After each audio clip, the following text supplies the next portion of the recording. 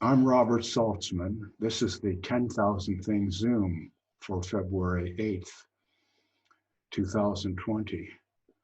In fact, this is not February 8th, it's February 9th, and I'm recording this short introduction to explain that the first half hour or so of the meeting was lost due to internet connections problems on my end. Fortunately, the bulk of the meeting did get recorded, and that's what we'll be watching today. My guest today is Judy Cohen, and we join the meeting where Judy has just been discussing her interview on Bat Gap with Rick Archer. So let's continue here. You were saying that the last thing I heard you say was that you felt a little sorry for Rick because he was caught up too much mentally and not enough on the experience level. Is that the idea? He's caught up in seeking.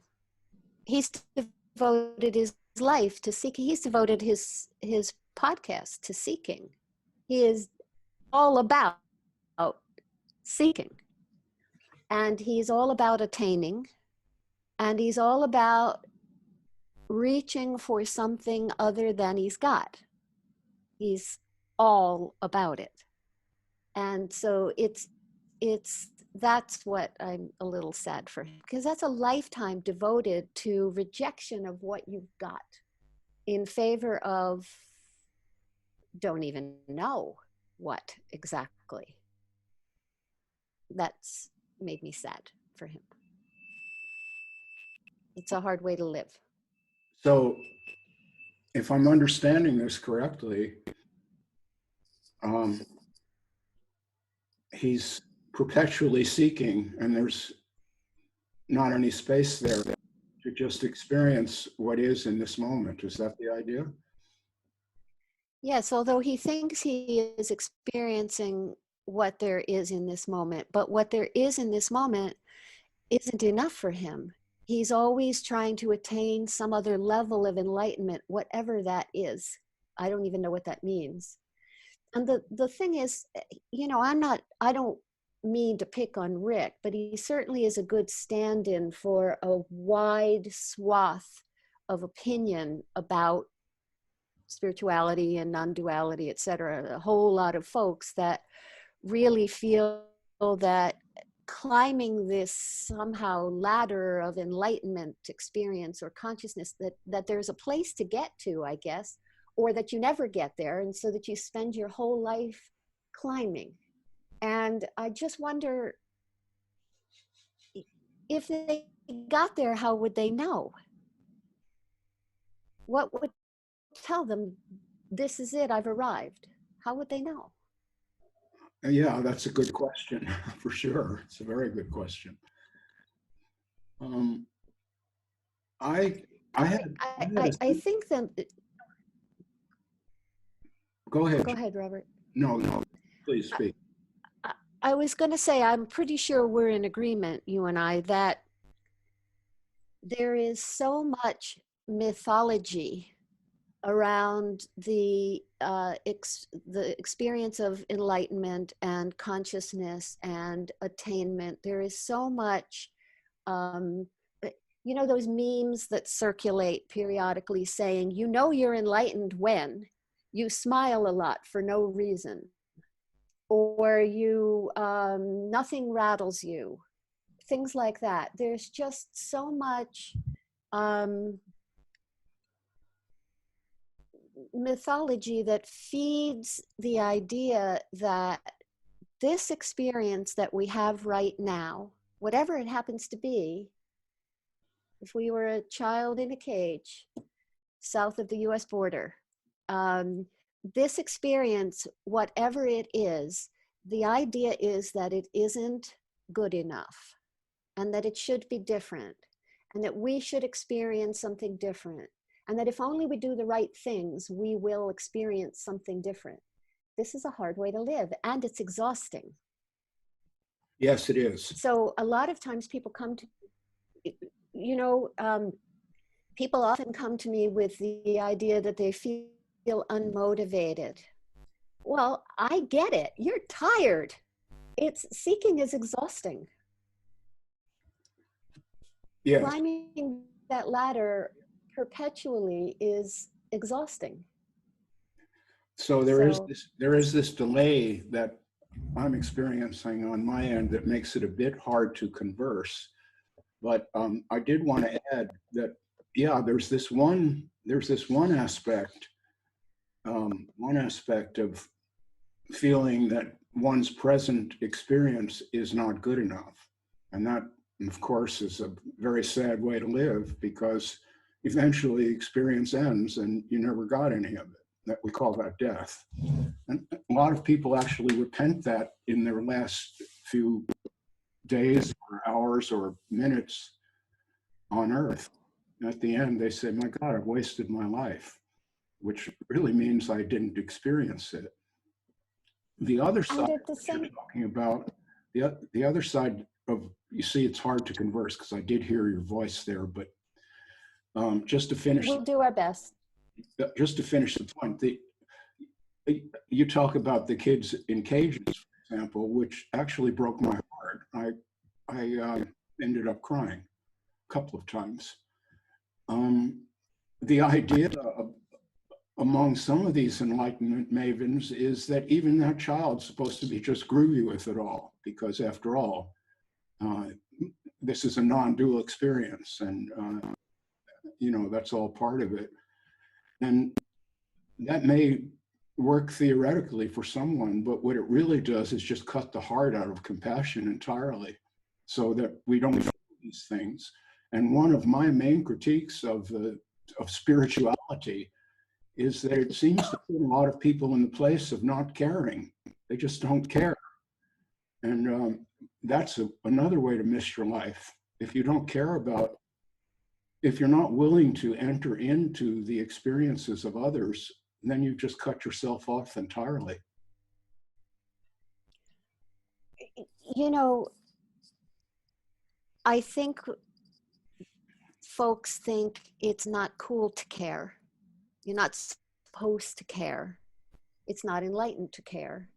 And yet, I think there's a difference between, oh, it's just all great, and also, this is the experience happening now, and even the suffering in the experience is what's happening now.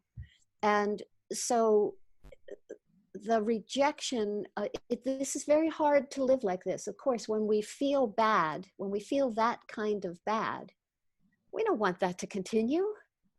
Nobody wants that. And so it becomes very seductive and almost irresistible. For most of us, it's pretty much irresistible to not crave the lack of suffering, to not crave leaving where we are now and moving on. But if we were allowed to experience all of it, including the tears and the wishing it was different, and the being in a cage and the sickness and the true pain, at least it wouldn't be overlaid with um, a rejection of the present. Yes, So, I agree. and it's always kind of fascinating to me because a lot of these folks, so I am hazy on what enlightenment actually is anyway. I mean, there's, of course, varying ideas of what it is, and there's seeing through this blissed out all the time school. Um, and it just seems to me that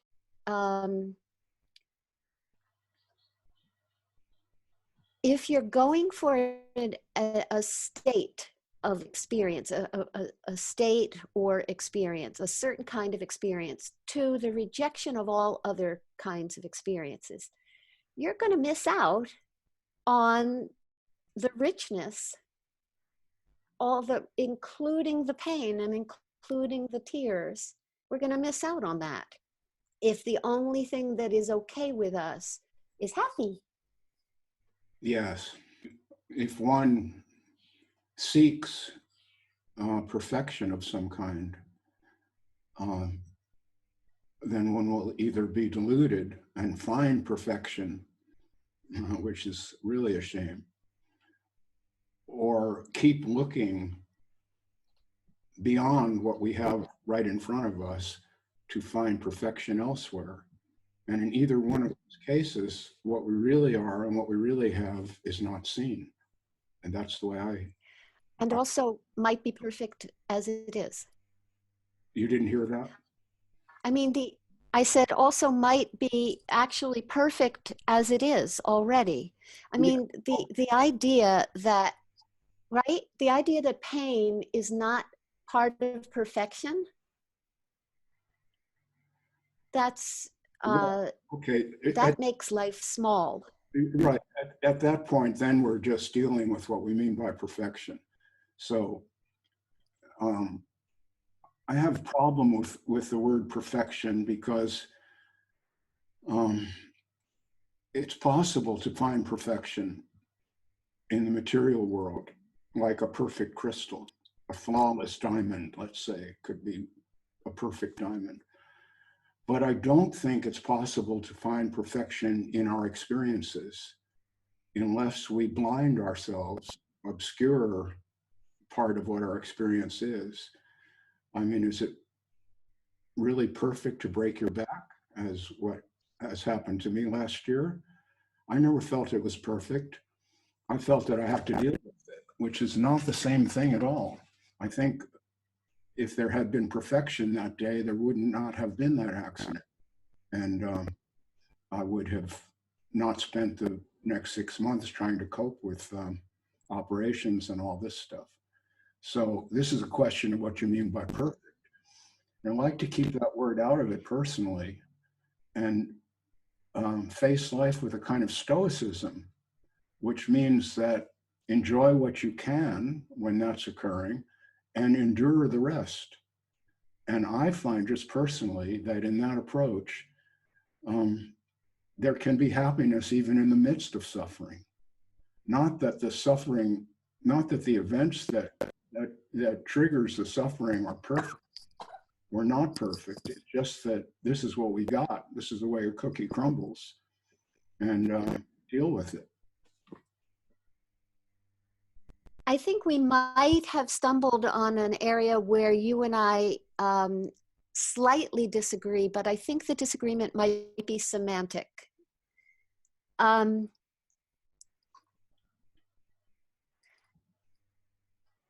I think when you talk about stoicism and enjoying what you can and enduring the rest, it's not as if we have a whole lot of choice. That's what we all do. What else can we do? We're either enjoying it or we're enduring it. Those are the only options, really, as long as we're alive. And I guess the question for me would be,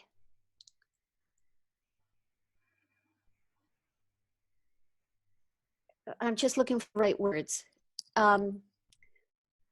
Is it possible to find any beauty at all, even in pain? Or does it just have to be gritted teeth and bulled through? I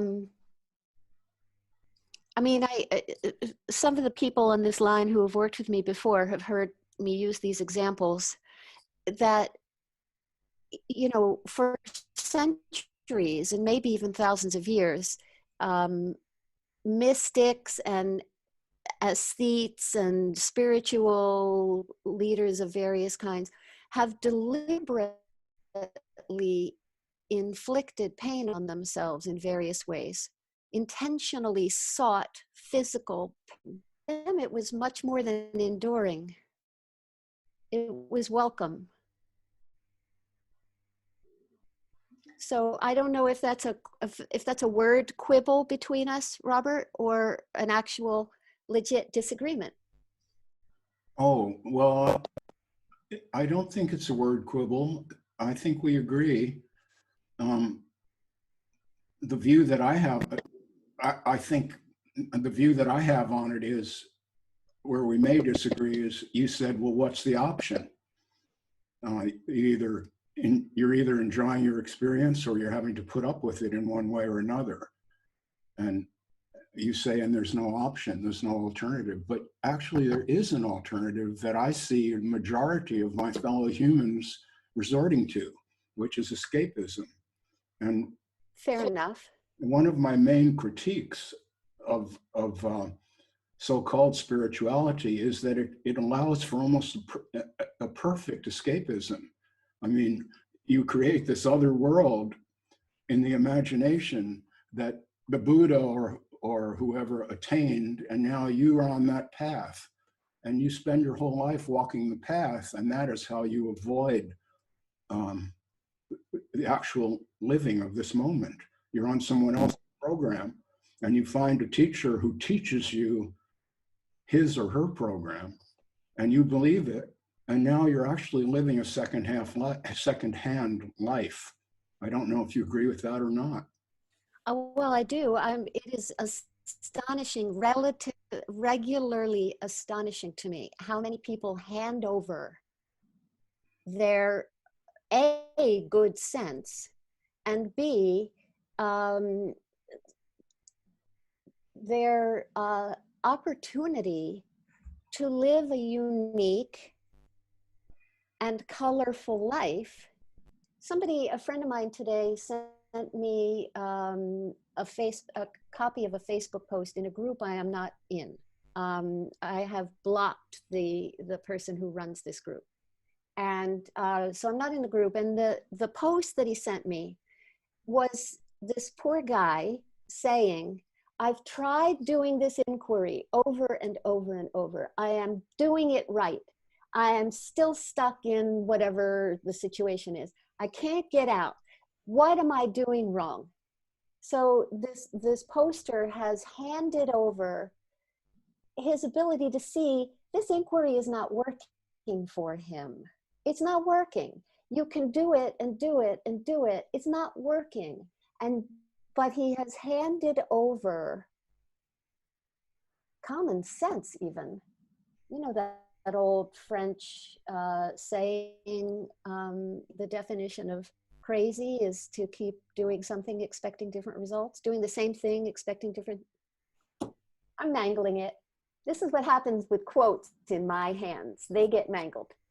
But it's just, at some point, can this imperfect character with this imperfect history and this wackadoo story, this imperfect being who gets triggered by whatever and loves some things and doesn't like other things, and can this be enough as a unique experience, one of 8 billion? We don't need replicas of these teachers. Yes, exactly. And so there you use the word imperfect in the sense that I intended it before when we were talking about perfection. This imperfect being. No one can just define myself as perfect. Everything's perfect, everything happens for a reason. People say that too, and which is, in my view, total nonsense. Yeah, like what's making the plan? Say that again? I said, I agree with you, because what is making the plan? Everything happens for a reason. Oh, I see. What being's reason? Yeah. What is doing this? If there's a reason, like what's plan are we following? Well, okay, so now we're willing to say, myself has plenty of hang-ups, just like all human beings. We're basically animals with a bit more prefrontal cortex than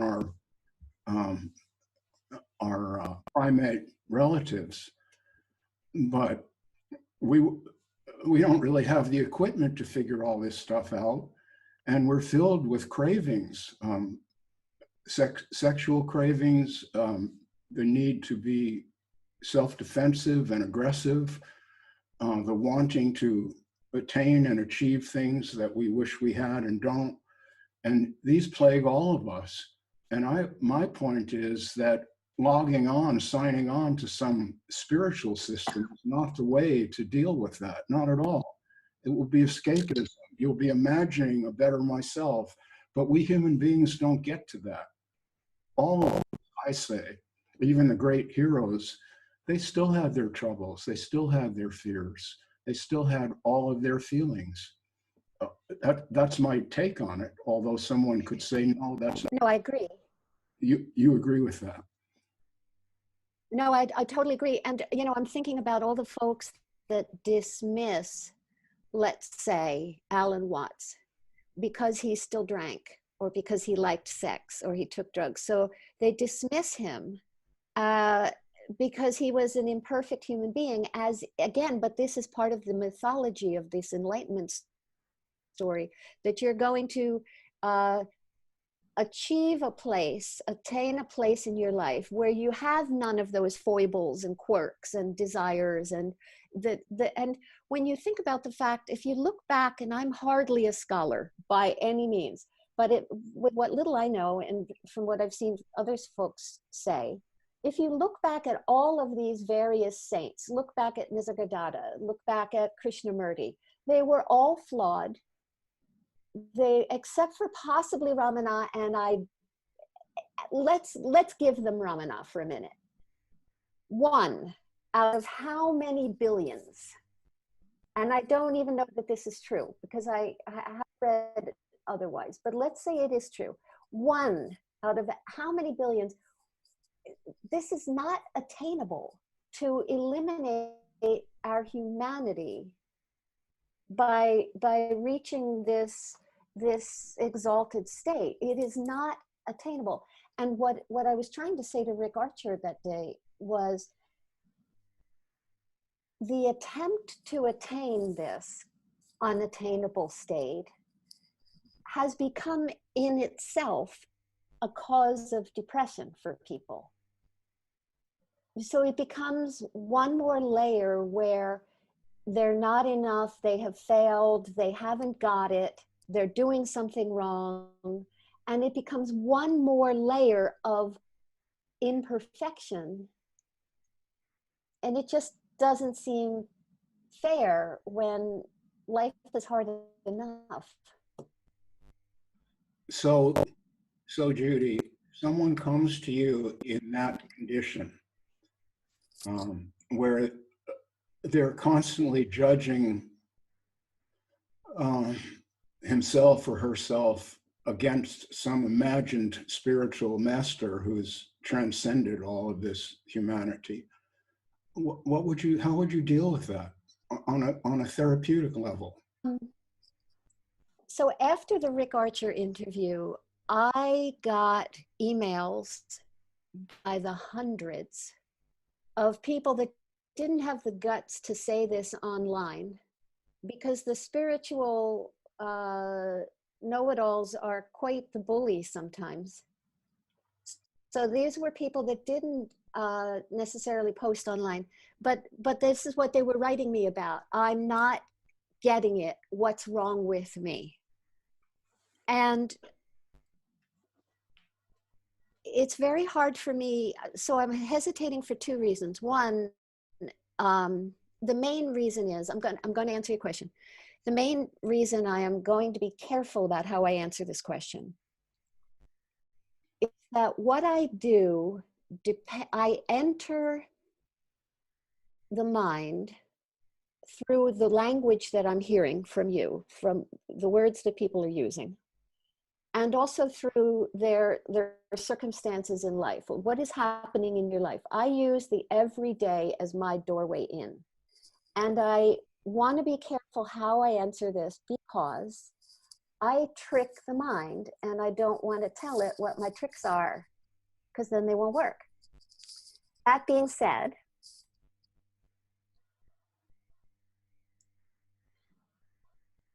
generally what I do with people who come to me saying, I'm so unhappy with myself. What am I doing wrong? I haven't achieved enlightenment. I'm not there yet. I've tried everything. I've gone to India. I've sat in Ramana's cave, for God's sakes. As if the walls of this cave have some kind of magic. Anyway, what I will generally do is some version of what's not okay with you as you are? Why isn't as you are enough? And B, how do you know this is a problem? Just notice what you are depending on to know you haven't gotten there, you don't have it, you're not enough. What are you depending on? How do you know this? You know this through thought. That's the only way you can know it. Thought is unreliable. So I guess the first question would be, how do you know you have a problem? And what's not okay with you as you are? That would be probably my entry, something like that. Okay, so you're speaking in general, I understand, because you don't want to give away any of the judo moves that you will throw at me when I come to you complaining about still trying to transcend myself and I just can't do it. Well, you know, here's the other thing about trying to transcend the self. Notice what tools we need to use to do that. We need the mind. We can't be out of the mind. We are contained. We have to work with the brain. Without the brain, we're in a coma. So what tools do we use to transcend? We use the mind. We use, what we call consciousness, but is still happening and experienced within these brains. We can't escape these brains. And so, what are the odds that the mind wants to be transcended? Why would it want that? It doesn't. It likes things just the way they are. Well, so go ahead, sorry. Go ahead. No, you go ahead. I think the idea of transcendence is that people find themselves unhappy and they think that something is holding them back from being happy. Right. And for one person, it might be if they could ever get a Ferrari and a blonde girlfriend, that would make them happy, and they pursue those goals and eventually may end up with a Ferrari and a blonde girlfriend, maybe. And that either makes them happy or doesn't. That remains to be seen. I think what happens in this idea of transcendence in the spiritual world is that we've made gods out of ordinary people who have found a kind of, happiness is not the right word, let's say contentment in being, in just being here. Whether I'm flat on my back with a broken back, I was in that condition, and there were moments of joy and many moments of contentment mixed in with the pain and suffering. And the thing that made that possible for me is that I wasn't ever feeling, why does this happen to me? Or what did I do wrong? Or maybe it's just my karma. All of this nonsense that is what you were calling thought that just plagues us. And I think what happens, you were talking about enlightenment. I would never call myself enlightened, but I do call myself awake. And what I mean by awake is that I realize this is it. Whatever I think, whatever I think is part of this moment, but it can't replace this moment. This moment is a lot more than just what I think about it, a lot more. And as you pointed out, there's 8 billion people on this planet right now. And what happens to Robert one way or another doesn't really amount to much in the face of that. And if we could only see that, if we could only see that for one moment, a lot of this striving would come to an end immediately, and we'd just be grateful for what we have. I'm grateful for what I have. It's as simple as that. And it may not be much, but I've got a safe bed to sleep in. I've got clean water to drink. I have food. I have friends. I have a beautiful woman who loves me. What more could someone ask for? Well, a lot. The Ferrari and the blonde girlfriend, and that's where we go wrong. And if the Ferrari and the blonde girlfriend is some spiritual attainment, that doesn't change it. It's the exact same movement. It's just the object is different. That's the way I see it, Judy. I have found that when people are, I think this is an Alan Watts quote, somebody said this, that when you seek happiness, you are going to find unhappiness, something like that. And in general, I think that we have made a god of happiness as if it is a requirement, and as if we're doing something wrong if we don't get it, and as if what we have instead of happiness is not okay or good enough. We've made happiness a requirement, and that has made us unhappy with what we've got. When you said you could be thinking, why is this happening to me? What did I do wrong? I understand you weren't thinking that, but you were using those as examples. So those would be examples of how I would use the words coming at me when I'm working with somebody. For instance, why does this happen to me? What did I do wrong? How did I bring this about? Some version of how did I make this happen is very, very common. This is my fault. I did something wrong. Some version of that. What did I do to make this happen? And where I would enter with all of that is to help people begin to notice all of the referencing of self involved in those questions. What did I do wrong? How did I make this happen? Why is this happening to me? Why am I feeling this? What did I do to make myself hurt like this? What did they do to make me hurt like this? I was pointing out to somebody recently, somebody who had a death in the family, and she was saying things like, I feel very bad because I could have done more. And regardless of whether that's true, noticing that this person's pain about this death was not about the death. The pain was about herself. Oh, what a great point. Or what she did or didn't. Excuse me for interrupting, but I have to underline that last point. That's just terrific. I love hearing that. It's not about the death, it's about my fuck up, is basically what you're saying. And right. Go ahead.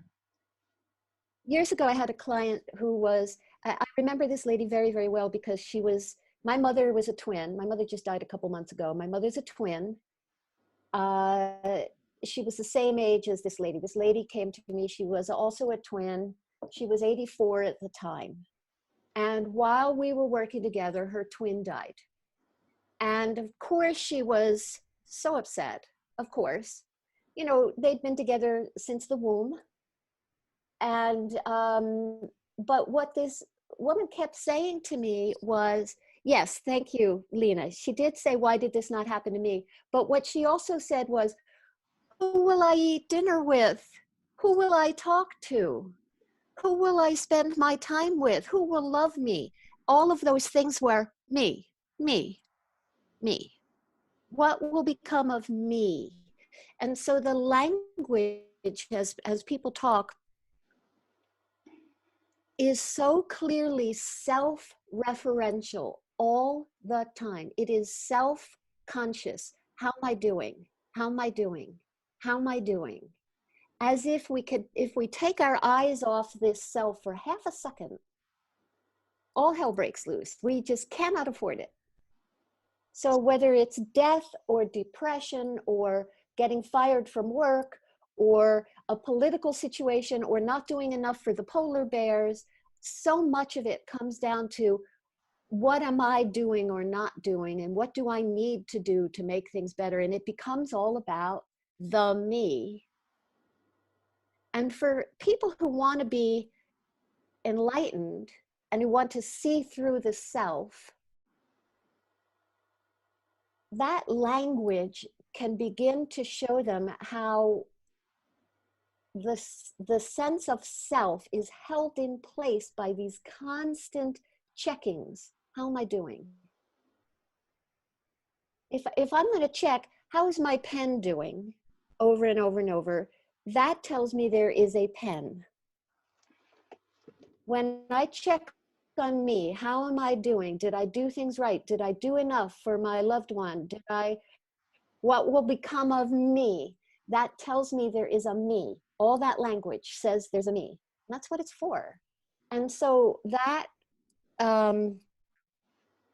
self-involvement that comes out of having made a God of happiness, I deserve happiness. And if I don't have happiness, I'm doing something wrong, holds the self in place. If you want to transcend the self, you can't do it with that kind of language. Well, that's just brilliant. Thank you very much. I'm afraid we agree on a lot, and so we won't really, we're not going to have any. I've had some, I've had some controversial conversations, but this won't be one of them, apparently. I think I approach that same situation in a little different way, which is what I would, what you are doing is pointing out that centering on the self is not the way to be content. It just Right. it just Right. it just destroys any actual enjoyment of this moment if you're constantly checking, as you pointed out. And I agree with that. What I try to do in my own work is express the feeling that I have that the sense of self is really ephemeral and it's changing in each second.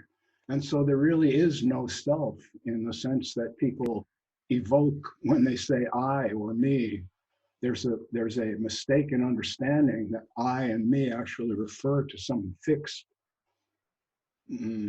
presence that suffers. But really, the suffering and the sense of self are all one and the same thing. They can't be separated. It's not like I'm having bad luck. This is what's going on. And the sense of I-ness or myselfness just arises in each moment. And if that is seen, that we see how quickly it dies and is replaced. Well, that's what I mean by awake. So. Agreed. Agreed. Well, I was going to say, my work, which is what you've been asking about, I deal with people of varying levels of understanding what we're talking about here. For instance, I have one client who's 11 years old, and I'm not going to get into any of this with him, of course. And yet, it's possible to enter anyway, just in disguise. But this sense of self that, people talk about being your true self and being true to yourself and being your authentic self without even describing what the hell that is. I mean, is my authentic self only nice Judy? Is it not the Judy that would have, if not having been on recorded for all time, have said very different things to Rick Archer? Is it only pleasant, loving, compassionate, Judy? Is it not triggered, Judy? So, this sense of I-ness that you refer to, it is so variable, it is so wispy, it blows in the wind based on context. You could try and solidify it, and of course most of us do, but I think that the pain that results from this, and the sense that something's not right, and the desire for something else, comes out of our inherent knowledge that this is not right, and we feel the lie of it. We feel it. And I think that's what we're calling not authentic. We know we're not this. We know it. Our language says so all the time. You're not acting like yourself. What kind of expression is that? Yes, actually. You're telling me your story. Sorry, Robert, go ahead. No, well, I'm sorry about this delay here. So we've agreed again. So I wonder at this point, we should open the meeting to questions from others. Would that be okay with you? Absolutely. Okay, if you'd like to speak, just raise your hand, please. And we'll do it that way. If I can figure out how to know when someone is raising her hand or his hand. Or just ask a question. Looks like there's a lot of chats here. Let's. Oh, I see David Matt. Okay. David Matt, you are on. Okay, good to see both of you. Judy just mentioned something about working with the 11-year-old, and I was just curious about how, if you do have a young relative and you're interested in getting them thinking about some of these things. Judy, do you have any thoughts on that? I would say, first of all, you can never go wrong by asking questions. We talk at people all the time. And for instance, a lot of these spiritual teachers, et cetera, there's a whole lot of talking at. None of them are ever asking questions. So I would ask him questions. And I would also, because I'm going to use my little client as an example. Okay, I don't know who you're referring to specifically, David. So I'll just let you apply whatever fits, and you'll just fill me in if you want me to go in some other direction. This particular client of mine is anxious at 11, and and that's not unusual. So by 11, it's already, it's already set. All that, you're doing this wrong, bad, you better know what you're doing. That's already set. It helps to have him tell you, if he's willing, what he's hearing in his head. Blah, blah, blah, failure, blah, blah, loser, blah, blah, not good enough. It helps to know what he's hearing. And I think it helps for him to understand that when he goes out into the world, again, if I'm off course with what you're asking about, you tell me, okay? For my little client, he thinks he's the only one. He thinks in his class he's the only one who's anxious. He thinks he's the only one who's watching himself with disapproval. And so anything that can show him that just like he pretends that he's fine in public, they're pretending too. And so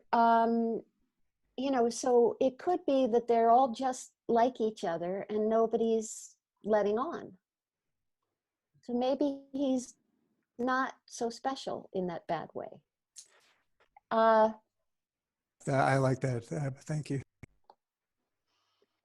Thank you. First of all, I'd really like to thank you and whoever thought of getting you, Robert, if I may call you Robert, and Judy together. Thank you very, very much. For me, I find myself in a grayish area. Yesterday, I ventured into a group that is called, excuse my French, it's really called this, it doesn't mean, what the fuck are the principles? Now, I am not decided to not be active in that group because I find that they are discussing spirituality and being airy-fairy and seeking what you were just so beautifully articulated. Something that in my mind is absolutely impossible. But I find myself bubbling up with a certain sort of passion, and I want to say something, but unless, and I don't know where I'm going with this, but I want to say something in this group because I find that there are 2,500 members in this group, and I find that they are perpetuating more hardship in the sense that we don't realize that some of us who are seeking, inadvertently perpetuate this to the people who think that it's actually attainable. And I find myself wanting to say, listen, would you just get a grip? I don't know what to do with that, Judy. So here's what I would say, Diane. Because first of all, I'm in a whole bunch of these spiritual groups. People add me all the time. I don't even realize I've been added sometimes till I suddenly see some post that I would have nothing to do with in my life suddenly pass along. So I'm in a lot of these, and I do see all the kinds of stuff you're talking about. I see them all the time.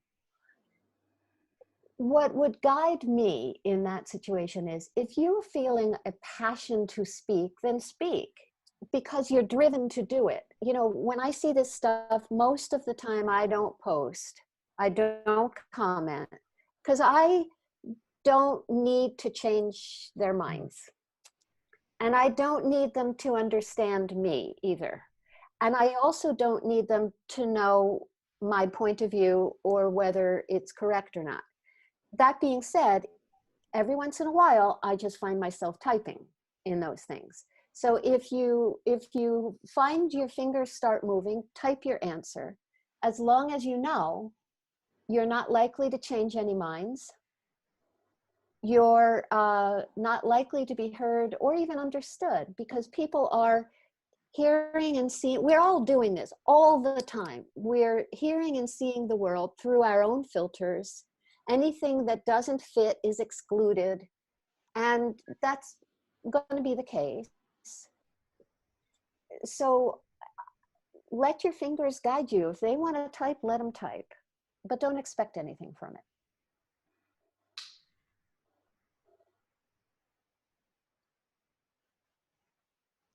Bravo. Bravo. It's pretty simple to notice that when something brings you down, it's because you're engaged with it. I'm not saying that's wrong. I mean, if you want to get engaged in pain and suffering, I certainly do. Not personally only, but I was a therapist for 20 years and heard a lot of pain and suffering hour after hour, frankly, in a small room with another person. Right. And I used to. I do. Sorry, Robert, go ahead.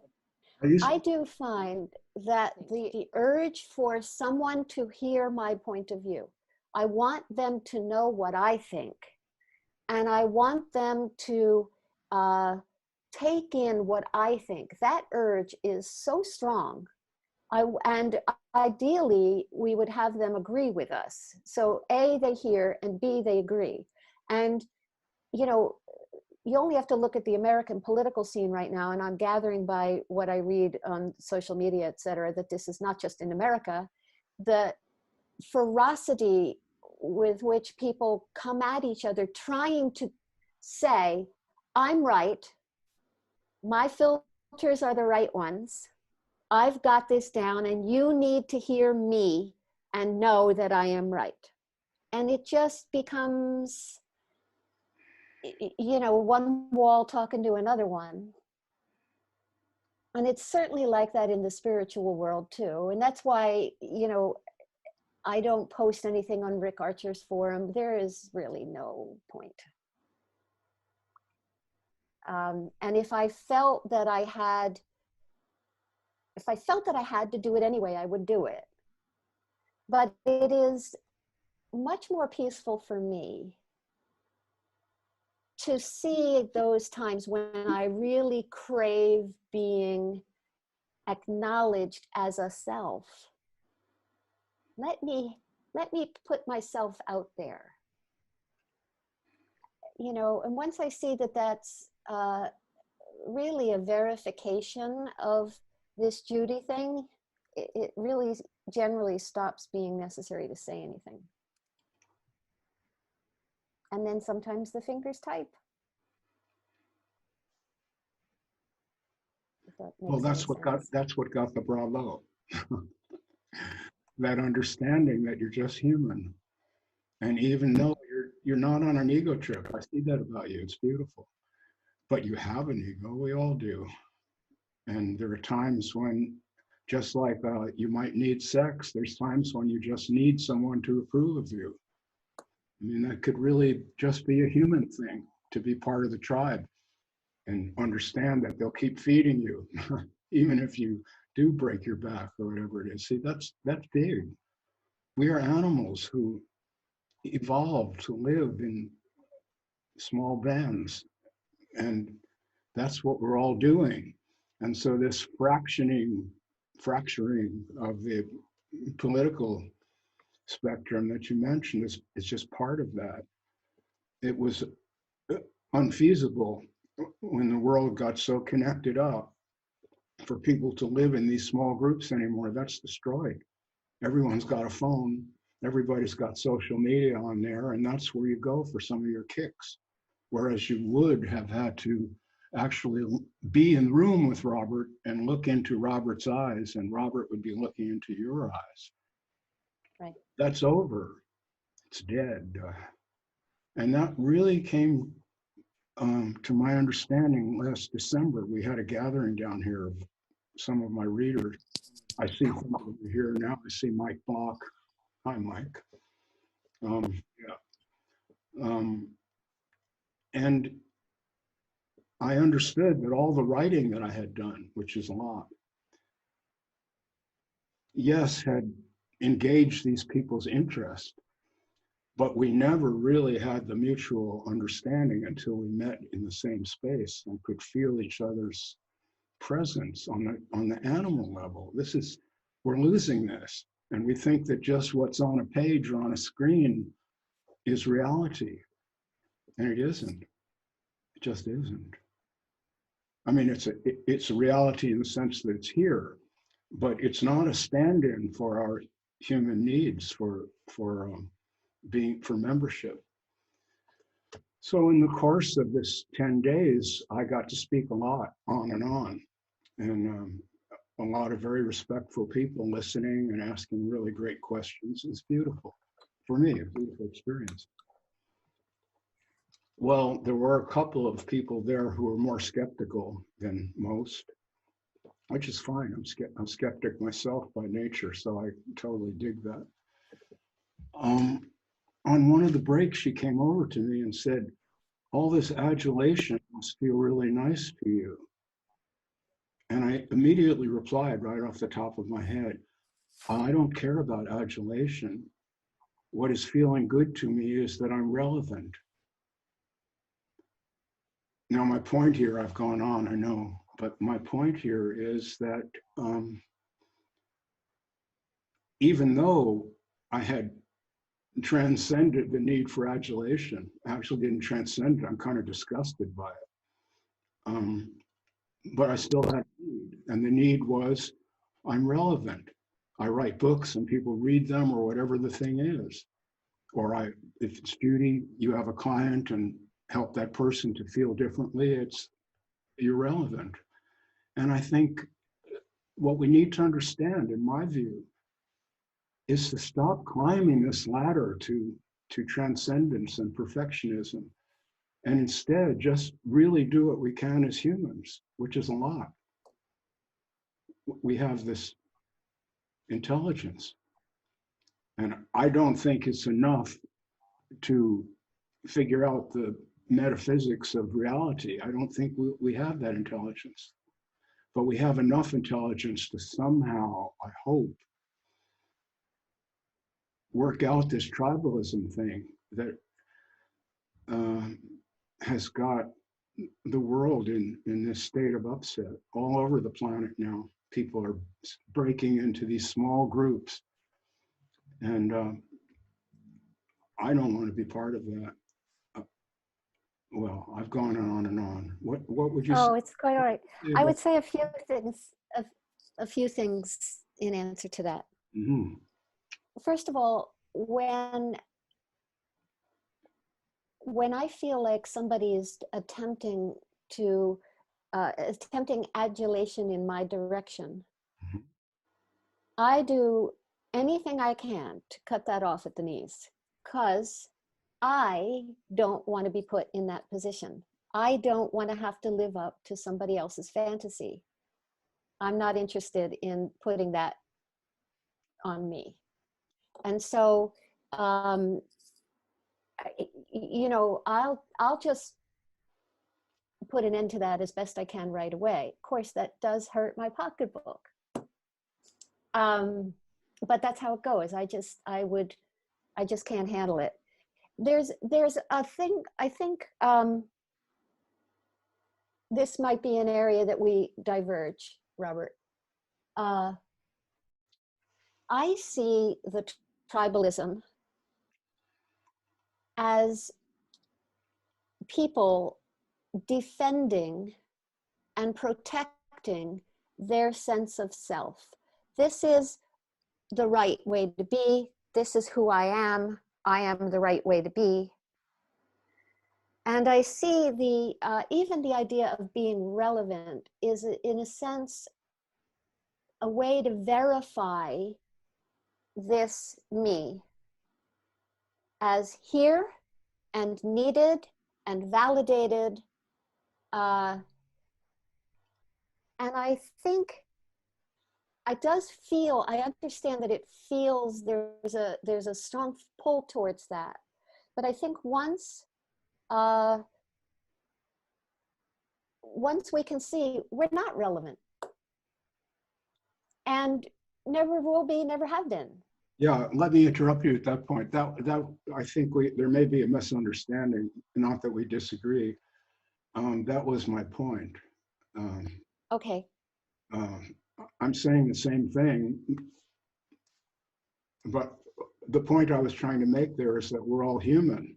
So even Right. someone who says, I'm awake and is now conducting this meeting that went on for 10 days, even in the midst of that, although saying, I don't want adulation, I really don't, but I still felt a need to be relevant at that point, and that was okay too. It's not that you have to get over that, is what I was trying to say. Absolutely. But what you started out with, I thought was beautiful, because I agree with that 100%, and that is that you don't want to be the object of someone's fantasy, because that takes away your freedom, Judy.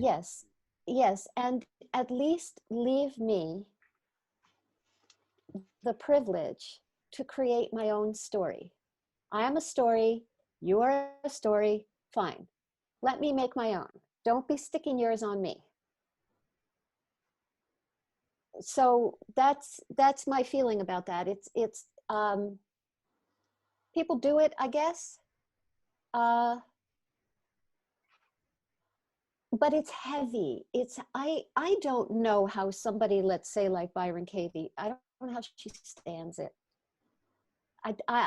All that adulation, all that reverence, all the people running around quoting her word for word. I know I had some friends from back when I was involved in that who never said an original word. Everything they said was some quote. Literally, I'm not exaggerating. Never said a word that wasn't a Byron Katie phrase. I don't know how she lives with that level of reverence. That's too heavy for me. Well, you said that you shrug it off as soon as someone tries to paint you with it. I do. Okay. I do. She doesn't. She doesn't. Well, And so, I don't know. exactly. So that's what we're discussing here. Actually, my friend Kirsten, who is probably here, I can't really see everyone, mentioned that you and I, in her experience, had that in common, that we didn't want anyone laying that kind of trip on us at all. So Right. she urged me to bring it up with you, which I've just done, and I really like what you're saying. Could you say a little more about that? What do you do when? Yes. Well, I write them and I say, stop it. I literally, that's what I do. I write them and I say, you're trying to make me something I'm not. Don't do that. And I have, I'm assuming, I could be wrong, there is an extra component to this for me as a female that perhaps you don't experience, where I get written by men write me, taking this kind of reverence or adulation up a notch to make it romantic. These are people who've never met me, never spoken to me. They know nothing about me. For all they know, when I'm not working or I'm not posting on Facebook, I'm not crawling into a small closet and killing small animals. They know nothing about me. And yet they have created this persona for me. No, just stop it. And if they won't stop it, I have to block them, because again, I understand that we are story, but let me make my own, please. Yeah, well, I totally understand that. And even though I know I'm very old and beat up looking, women still like me, and I get that. Of course you do. And your wife, oh my gosh, she's gorgeous. So I mean, yeah. Tanya's worth it all. So I get that. Objectification. It's different for men than it is for women in general, because men don't really get raped a lot by women. It's unusual.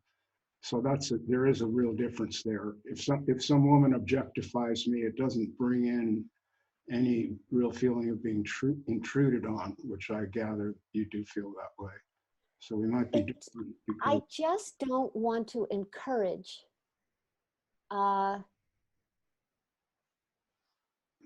I'm not afraid of being raped, and I'm not even feeling that intruded upon. It's just that I really don't want the responsibility for their, let me say this another way. When I stumbled on all this spiritual stuff, I was big into making fun of it a lot. And I fell from that into an adoration for Byron Katie. I was one of those drink the Kool-Aid people. I was absolutely one of them, and I would still be if it had been up to me at the time. And then I went from there to another situation where I was idealizing a human being as a teacher. And when I fell, when I, as the one idealizing them, began to realize they were not my ideal, I was crushed. I was depressed. I was bereft of my dream. It was very hard for me. I don't want to be responsible for that. Put me on a pedestal, because if I fall off, you're going to be sad. I don't want to be responsible for that. That's really beautiful, Judy. That is super.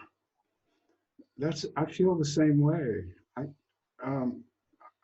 I do a lot of writing because I'm interested, I guess, in philosophical understanding of life, not a spiritual one necessarily, but a philosophical one. And I have done that for years through Socratic dialogue, which is a kind of debate, but I want it not to be a debate, but a dialogue, which is different. When I do that, but sometimes there's people who are just unruly and disrespectful, and I have to block them. That's true. You know, and I think that's some of that comes from the freedom of sitting in one's own home and typing without a real sense of, it's like road rage. We forget there's a human in the car. We get mad at the car. You know, if the car cuts us off, we get mad at the car. And then when we drive by to get a look at who did that, you know, that glare that you give to the car that cut you off.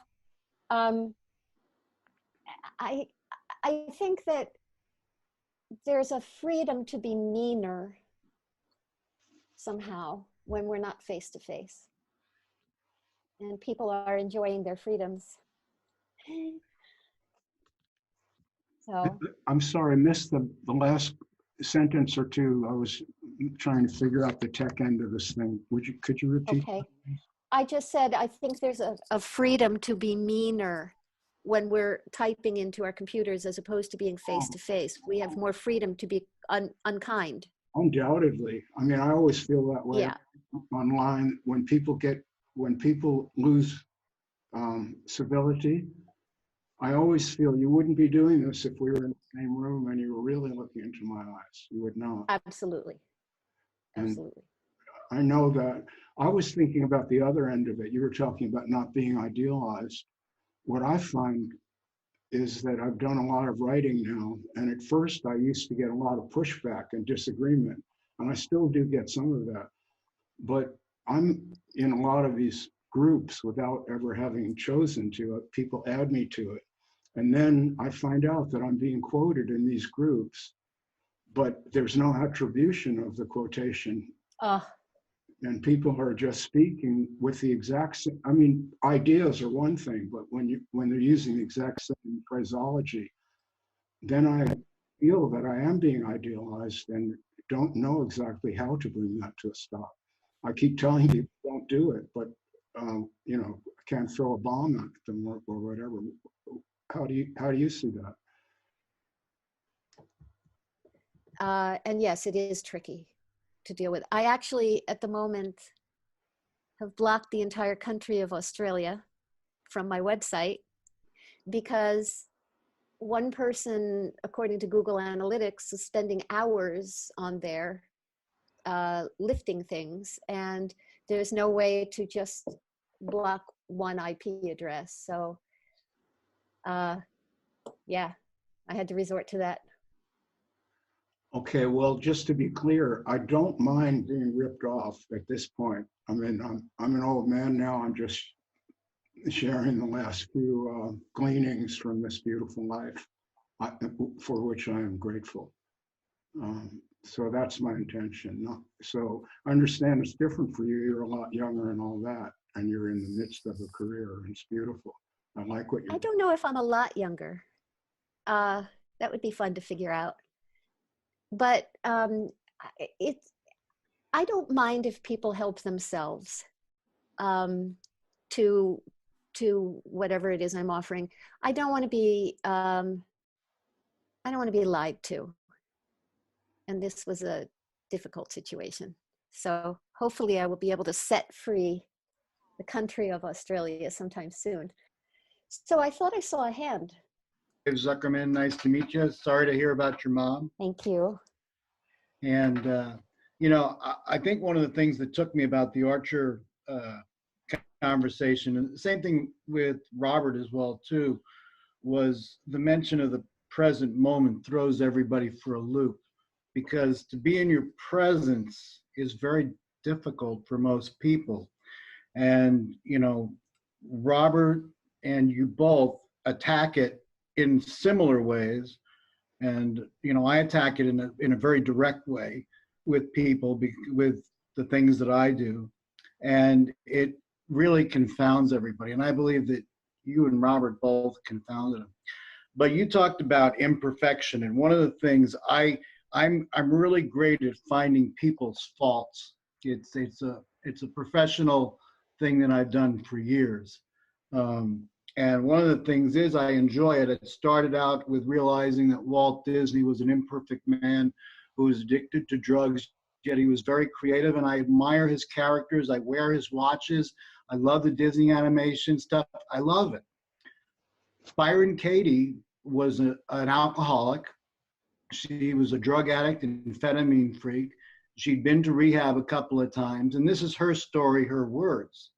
And she had a very tough time. She went to rehab, and she had a spiritual experience in the middle of at a lockdown rehab. And from that, she took the 12 steps of Alcoholics Anonymous and retooled it to the work. And then she got together with Eckhart Tolle. And I'm not criticizing here. I'm just stating what's known facts that she shared and some things that I know.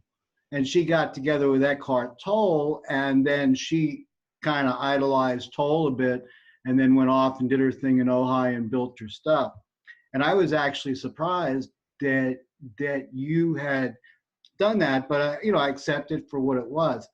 But I'm really interested in what turned the corner when you realized all of a sudden yourself, instead of, because we've also been talking here about projecting into idolization and stopping people dead in their tracks from locking onto you, because that's something that does happen. Robert has that all the time, and I know that you get it too. So my question is kind of like this. Everybody, we're all human, we're all imperfect, we all have our foibles and faults, and I think that imperfection is what makes things so colorful and nice. And my question is, at what point with Byron Katie, when you were actually working for her, did you realize and make that jump? And then you said you jumped to another idol. And what idol was that? And what made you finally realize your own presence in this moment? So I'll just start with the second question first. The place that I jumped, I don't even want to mention, I don't want to give enough credit to that place to even say the words. I'm not going to say the name. I didn't leave Byron Katie willingly. I would never have left. But somebody, I don't want to get too deeply into this story. Somebody told her something about me and she believed it. And in the course of discovering that Byron Katie actually believes her thoughts, the walls came tumbling down. Seeing that she believed her thoughts took it all away from me in an instant, because that's her whole premise. I have thoughts like everybody else, I just don't believe them. Not true. So this was devastating for me. And at the time, it took everything from me. It took my income, it took my friends, they were afraid to speak to me. It took my community, it took everything. So you were excommunicated. I could have been communicated again, but by then I didn't want to go back. You know, it wasn't supposed to be permanent. It was supposed to be 6 months. So basically what happened was she believed something about you and she became imperfect on that, and it devastated you and shocked you into it's the seeing moment. that she is human, to accept it. I had seen other evidence of humanity in her, and like everybody else, I had pushed it away and ignored it.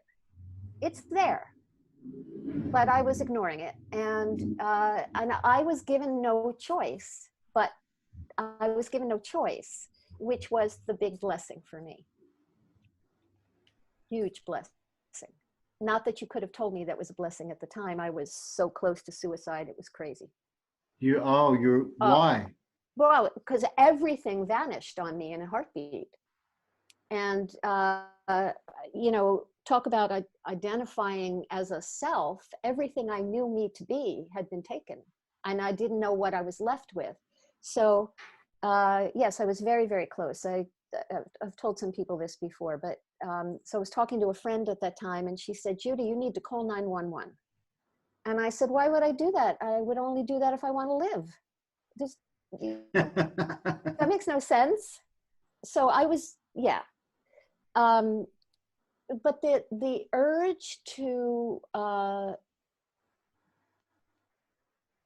this was before I understood quite a bit about all of this, the urge to be, to have this self verified in a way I liked was very strong. And I wanted to be verified, and that wasn't coming. And so what I was left with was a clean slate. And then that was pretty interesting. Painful. It's not necessarily comfortable to lose your sense of self and everything you know yourself to be. That's not necessarily a good time. But for me, incredibly valuable. So when I left that world, I was looking for another I could find that I could just slide into. And I found one for a little while, and then thankfully came to my senses.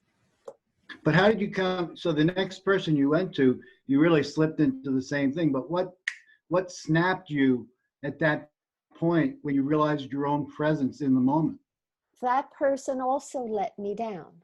Well, this is why I will not, as best I can, let anybody else idealize me, because being disappointed in them later is so painful. I just don't want to feed that for anybody. So yes, that person's humanity was very clear to me also. And, you know, again, these are great gifts for me, painful as they were. So, Judy, I was hearing that you don't want to be idealized because the aftermath, the disappointment is so painful. Do you mean you're disappointed, or the person who is idealizing you is disappointed and you don't want to make them feel that? When I was idealizing, let's say Byron Katie, and then I began to see her humanity, that was painful for me as a person who was idealizing her. Now, when people try to put me in that position that I put her in, I don't want to do it because I know what's coming for them. Right. So I don't. So you deal with this by showing them your humanity, or that I think that was David's question that he was going to get to. At least it's my question. That's part of it. Honestly, I never hide it. I am brusque. I am direct. I insult people all the time. I have little tolerance for fools. I am ferocious. I am, as you can see, I'm not one of these, you know, don't show any emotion, don't be too energetic. I'm not one of these. I don't hide this at all. And so of course I'm not everybody's cup of tea. That's okay. But so yes, part of it is I don't withhold my humanity and my flaws. When I was dealing with my mother's sickness this last year, there were many times where even though I knew she was sick and couldn't help it, she triggered me. I was triggered. And I yelled at her. I didn't hide that from people. So I'm not masking my humanity as best I can. Best I can. I mean, we're all trained in presenting a face to the world, presenting these selves in some way. But the other way, so that the other way is that I flat out tell these people, don't idealize me, just stop it. So It may or may. Surprising that we have all these friends in common. We have almost 1,000 Facebook friends in common, because Which is wild. I think we agree on everything, frankly. I'm not afraid to be seen as human. I'm demanding to be seen as human, really. And You know, because Robert, what's what's the alternative? I mean, I wrote one of my little mind ticklers, one of my newsletters about this some time back. What's the alternative if we are going to eliminate all the little quirks and the personality, what we call flaws, and the rough edges and the boisterousness instead of the calm, blissed out spiritual attitude? If we're going to eliminate all that, what are we left with? We're left with Stepford. We're left with, and I'm referencing a movie there for those of you who don't know what I'm talking about. It's the Stepford Wives, where a bunch of husbands in a rich town got together and made robots of their wives, basically. So we're left with, if we eliminate humanity, we're left with Stepford or plastic. That's the only alternative. Stepford Wives is a great film, a great film. And really a great example for all of us living our lives, trying to polish these selves and make them better and make them more acceptable and quieter, or speak up more, or have more love, or whatever. But all of this effort, constant effort to improve this self, which isn't even real to begin with. And if we were so unfortunate as to be successful, what would we have? We would have Stepford. Beautiful, beautiful point. So this self-improvement project can become one's favorite escape, hypnotic trance. And people, it can take place in regard to some metaphysical idea of transcendence or whatever, or it could be, I'm going to lose 10 pounds. I mean, and then someone can be obsessed with that. And meanwhile, the actual life of the heart and mind is continuing, but just unconsciously. And so when I talk about being awake, I mean to be in touch with one's heart, mind, while going through all the Sturm und Drang, not after you've improved enough so that now you deserve to have peace. If you approach it that way, that it will never happen.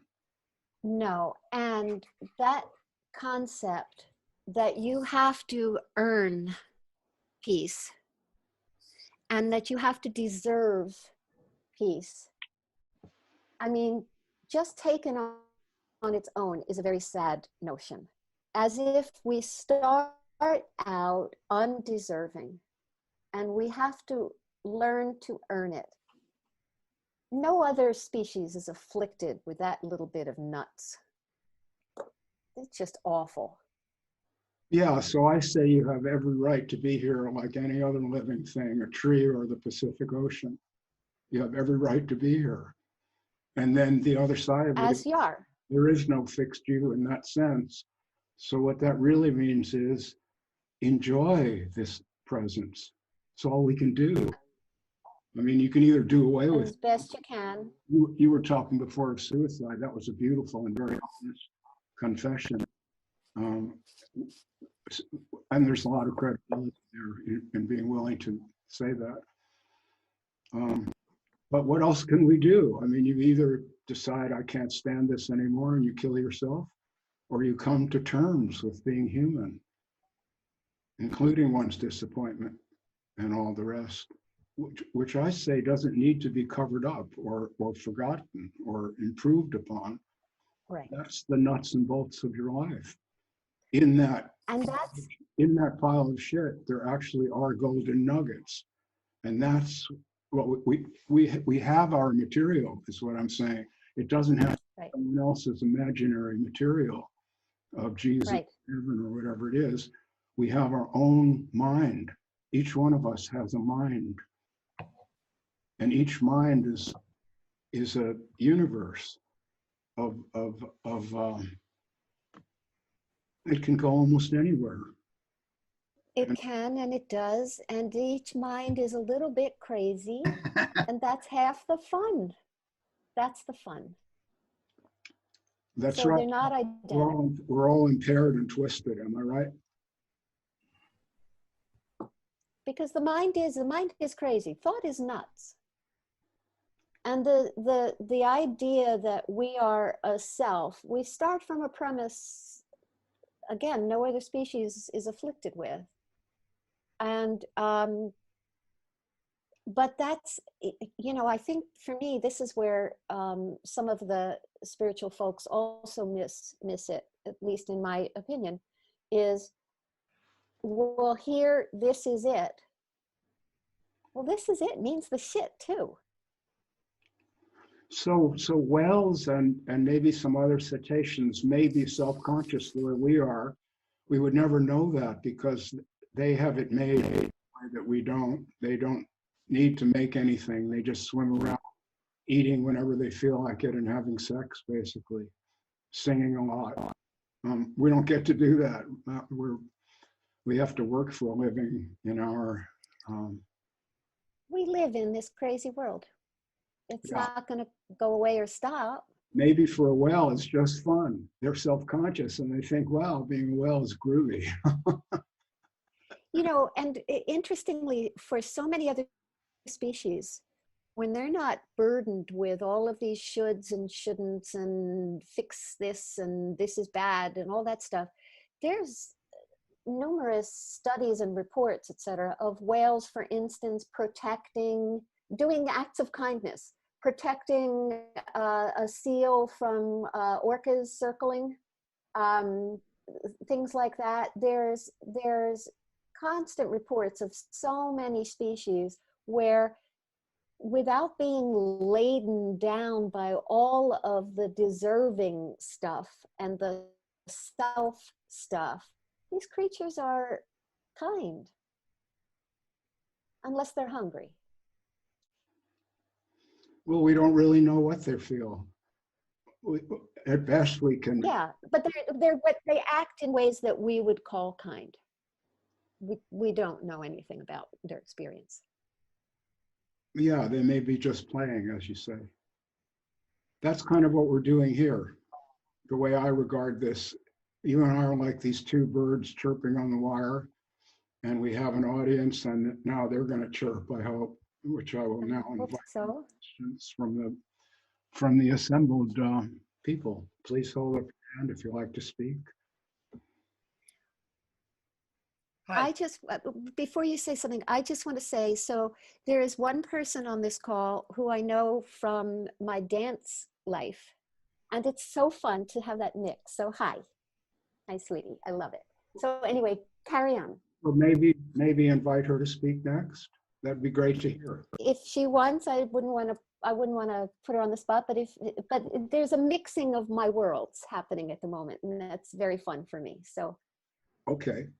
Well, who anyway, was there a hand up? So somebody was about to ask a question. Yeah. Sorry, Robert? Hi. Can you hear me? Yes. Yeah. Okay, great. Yeah, this is a question. Robert, first, thank you so much for spending some time with us. I have a question for you, if I may, about time. Time, the way we perceive it, doesn't seem possible. I was just wondering your take on that. I can say more if you want. Are you asking Robert? Yeah, if I may. Sure.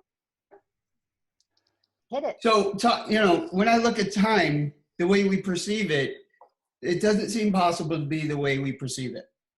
Because the way we perceive it, it would either need to have a beginning or not have a beginning, either of which is unfathomable. So, is time accurate the way we perceive it? Okay, so the way I understand that question, is time a human experience that we create, or is there really time? Is that the question? Yes. Okay. Einstein was the greatest authority on time in the 20th century. He explored it mathematically, which is, I am not really fluent mathematically, only to a very small extent, but in the higher realms of mathematics, the mathematicians, they are discussing things which cannot be discussed in words. which is very interesting. It's another language, but it's not another language in the sense that Spanish is different from English. It's another language that can express things that words cannot express. And it's very complicated to learn that language and be very fluent in it. So Einstein was the head of the pack on time. And what he said is, an hour spent reading a boring book passes very slowly, but an hour spent beside a beautiful woman passes almost instantly. And that's what I mean, he said, by relativity. So the point there is that we're projecting this world.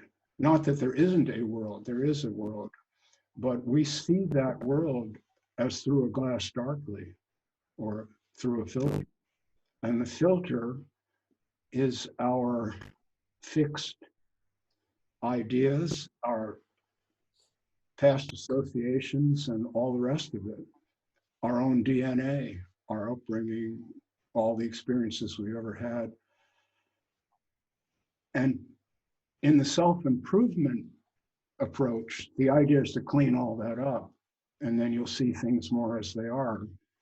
And I don't think that's true. It's very engaging to imagine that one can do that. But so much of what we feel and think is unconscious. And the parts that we least want to know about are the most unconscious. So for me, I would say just get off that project and allow this self-expression to happen in this moment.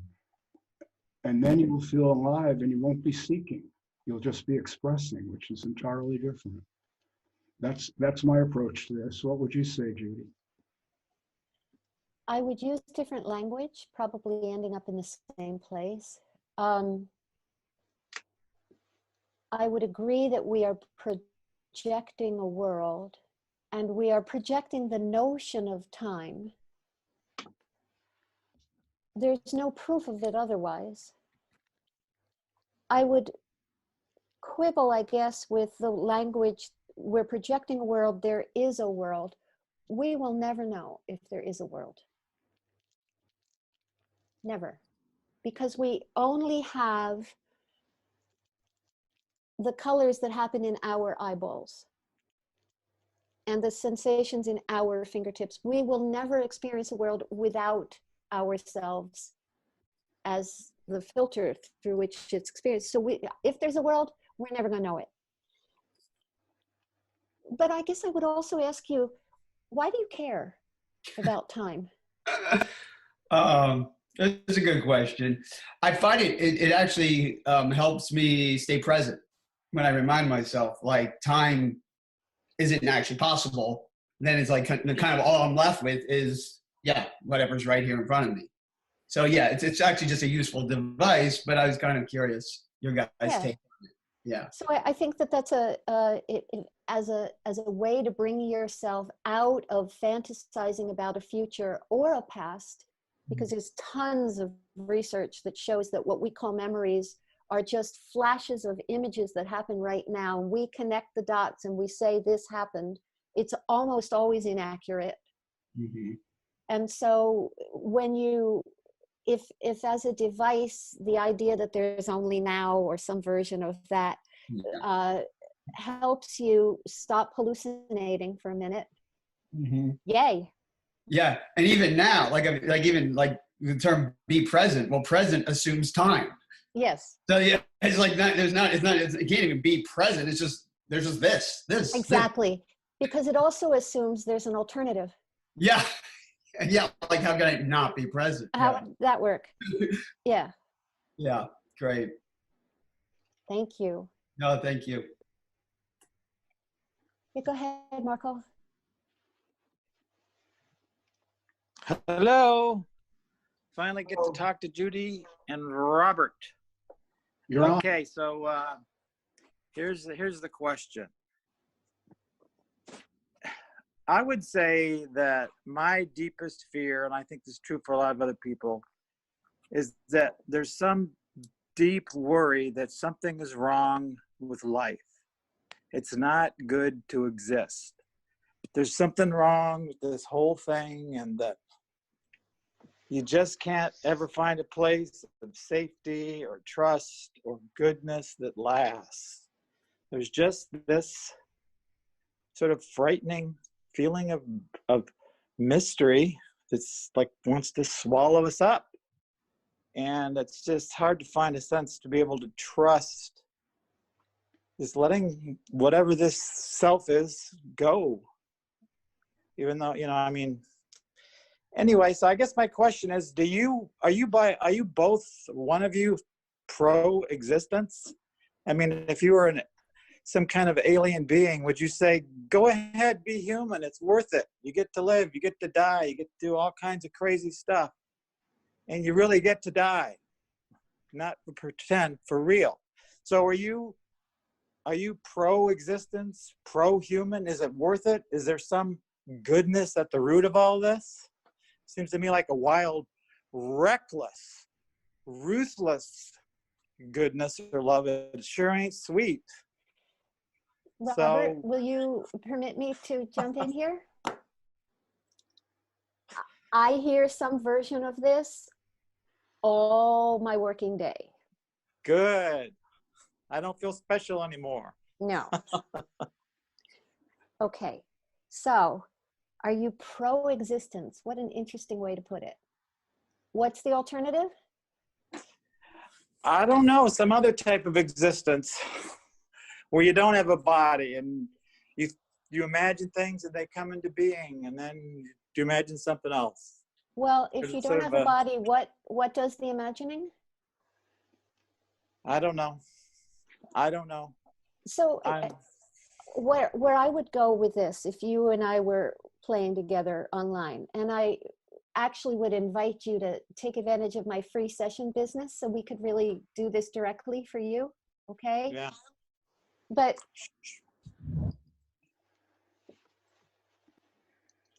when you say something is wrong, I got to tell you, this is the experience in some version of most of the people on this planet.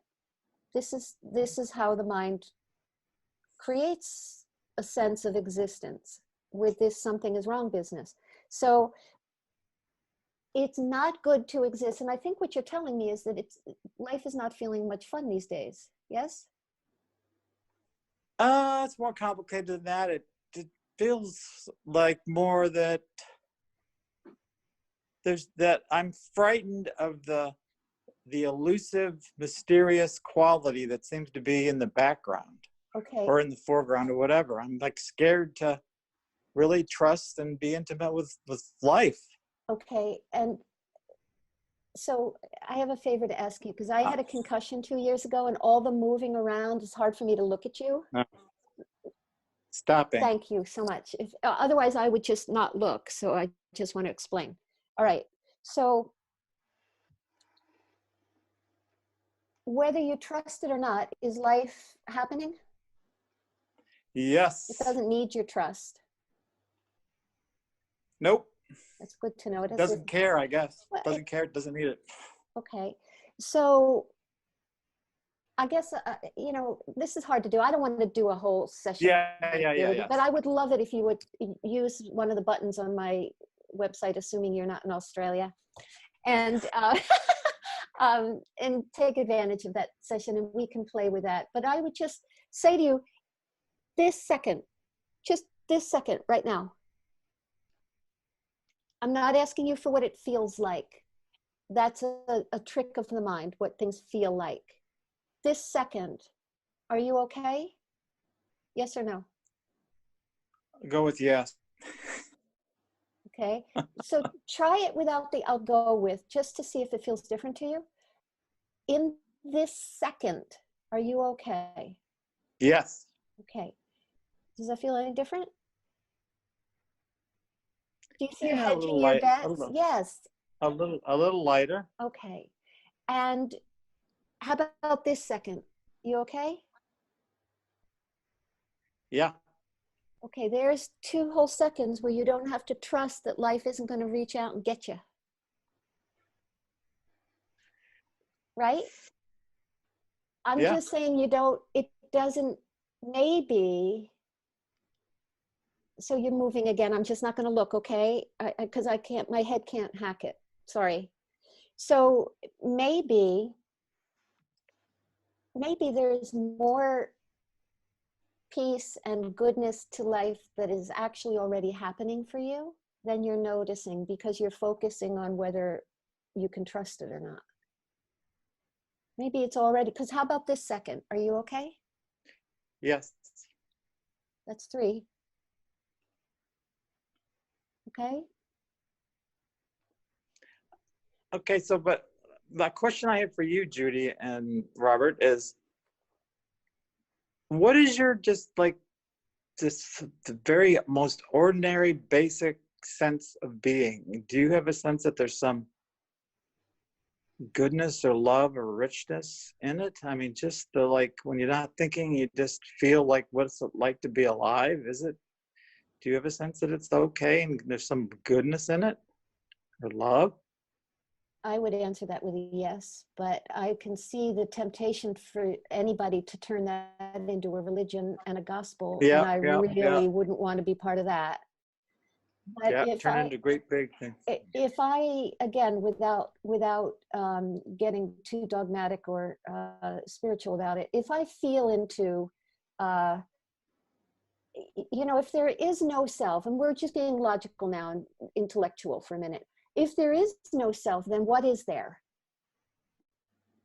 And if I feel into that a little bit, it's kind.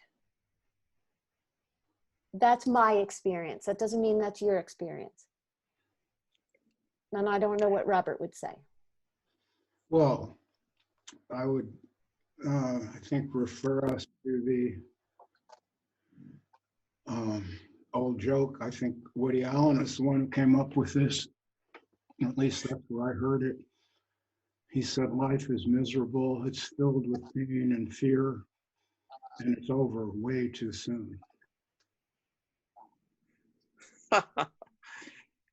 Yeah, that doesn't sound like a very kind experience of being, Robert. Sounds like you're a little, there's some, I guess part of me just wants to say, a great deal of being human is painful and disappointing and frustrating. Mm-hmm. And just,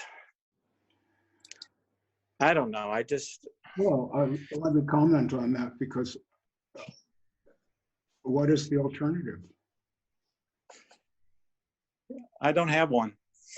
I don't think anybody else does either. I mean, this is the way that I do this psychologically, is that there's a balance between eros on the one hand and thanatos on the other. Eros being the erotic desire for sex and for gardening, planting flowers.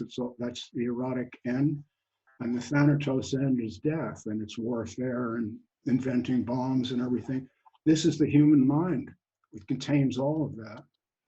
And each one of us finds oneself somewhere on a spectrum between eros and thanatos. If it gets down to the thanatos end, you might actually commit suicide. People do. I mean, that's a philosophical question. That's what Camus said. Albert Camus said the one true philosophical question is suicide or not. Or he would say, and then in a lighter vein, he would joke. He would say things like, well, should I have a cup of coffee or should I kill myself? And he meant to joke. Okay, well, so if you want to approach life, and that's the question, okay, that's part of it. I wouldn't deny it. So I would just say, because I'm realizing as you're speaking, Marco, that some of the posts you've made on my page, that I thought you were joking. I understand now that you were not. And no, I was both. I understand. Yeah. But I would really say that there is a way that, sorry, Robert? I'm sorry. I wanted to say this. If I had known that you two were already communicating about this, I would have stayed out of it. Oh, no problem. We're having a dialogue or a trilogue, or whatever. But I would say, though, that there is a way that the mind can keep a person from noticing sweetness. And you've said some things that tell me that is happening for you. So it's not Yes. only that you have to either make do with misery or kill yourself. There is, you know, we could pull a little at those threads that loosen the sweater a little bit. I hope you'll reach out to me. Well, I think I It will. won't take that long, actually. Yeah. We'll see.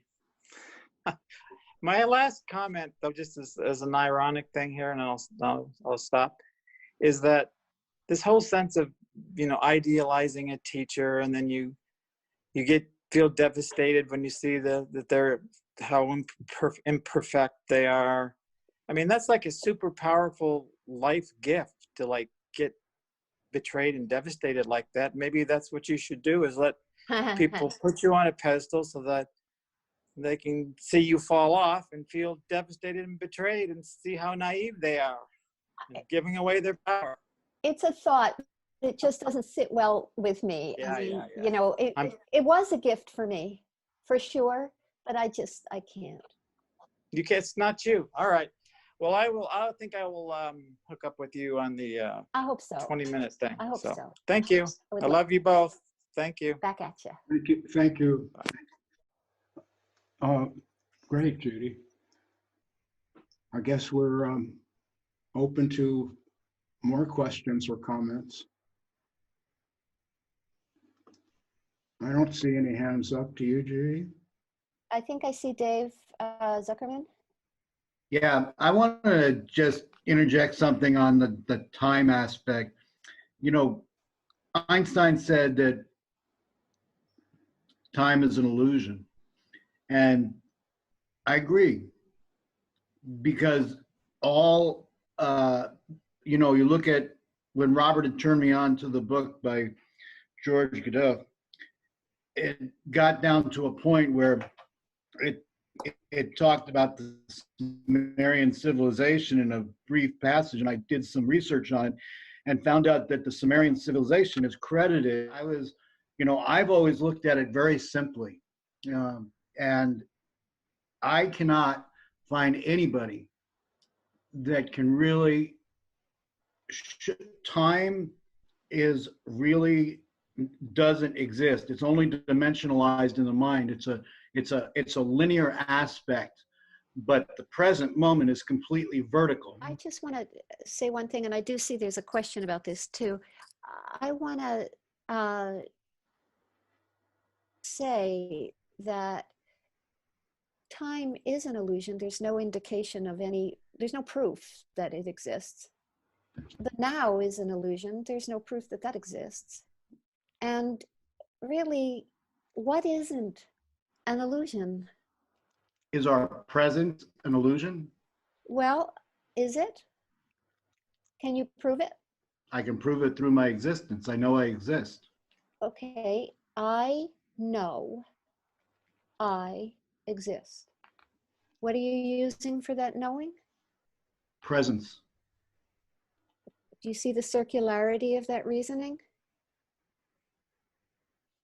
Well, presence is a You're given. using presence, well, not to me. So you're using presence to prove presence. That's a circle. You can't prove, but you can't prove, you cannot disprove presence because of existence, because you know you exist. Okay, so that was gibberish in my opinion. So I'll just say that was diversion. No, this is what you have to resort to, what one has to resort to when you just consider with a lightly open mind, is all I'm throwing out there, that possibly it's all illusion, including what you're calling presence. And if it's considered, just considered, you might land someplace new.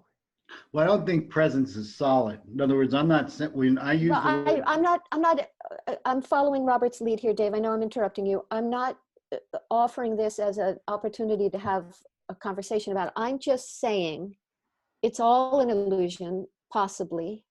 And if that's the case, maybe you end up someplace else than where your dogma keeps you right now. Because presence can be a dogma.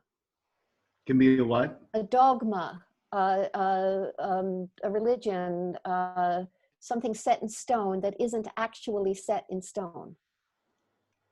I'm just saying it's something to consider. I want to intervene here, Judy, because David and I have a long history. He's a friend on Facebook. We've had this conversation a million times. Years ago, I started calling him the Now Man because I would understand that.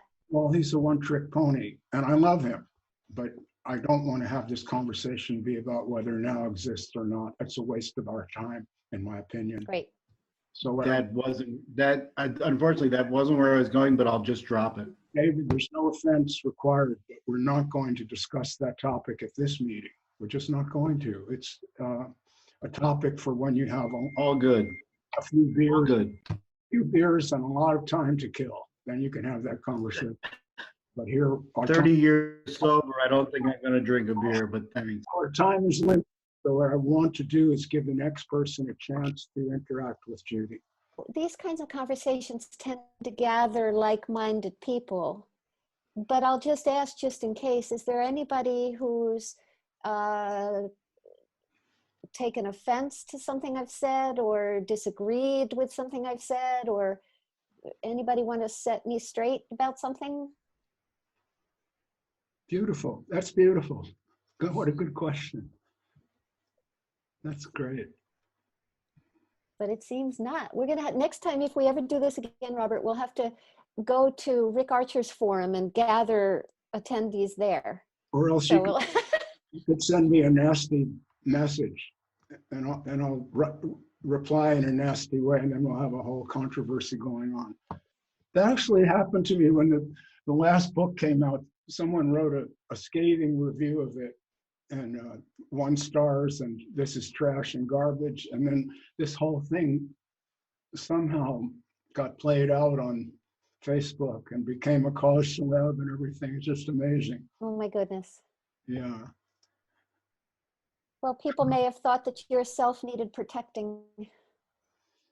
So I like your approach to pointing out when me and myself becomes the topic of conversation, regardless of what the ostensible topic of conversation is. I think that's quite brilliant, and I'm glad you said it.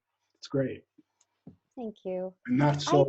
I am of that school that suffering comes from the reification of self, the making this sense of self solid. And so, you know, anything that holds it in place hurts in one level or another.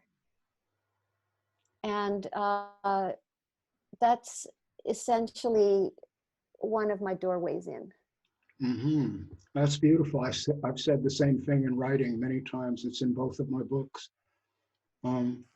So it's not a question of erasing that, in my view, but just calling it into question all the time. And then Right. that will loosen the lacings. And then if the boot comes off, it does. And if it doesn't, Right. okay too. You don't have to Right. accomplish anything, really. Just notice that what you're calling myself is problematical. We don't really know what it is. And it doesn't seem to last. Even though you would want to, like, think of a time when everything's been really great and you would want that to last, but it didn't. It can't.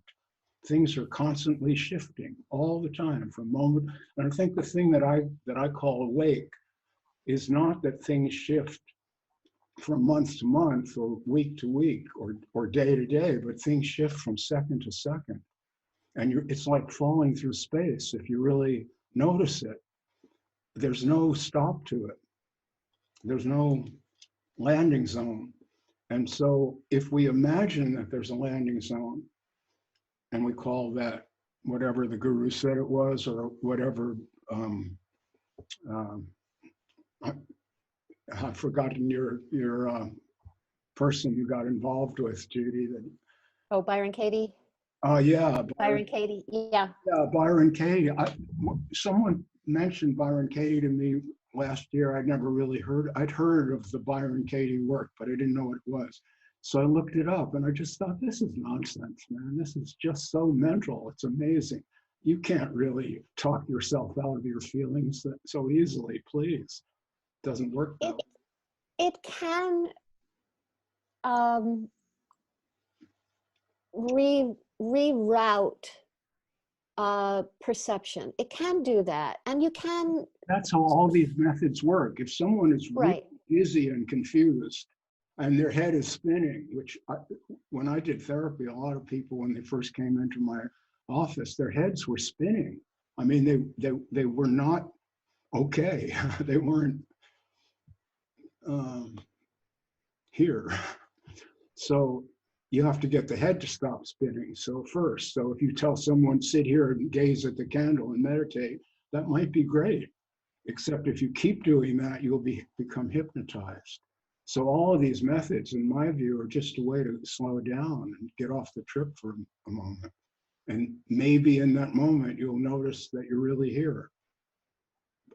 Before all the things you think and worry about, there's something prior to that. And it's not like it's in outer space someplace. That is you. It's you as much as anything is you. Right. It's part of you. We all have it. In my experience, we all have it. And when I meet someone, I see it mostly in people when it's invisible to them. That's the thing that's so surprising.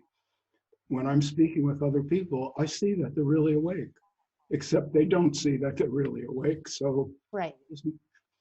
yes, Right. I think we're all in the same Yes. boat in a way when it comes to consciousness. We all have a moment here and there when we actually notice that we're here.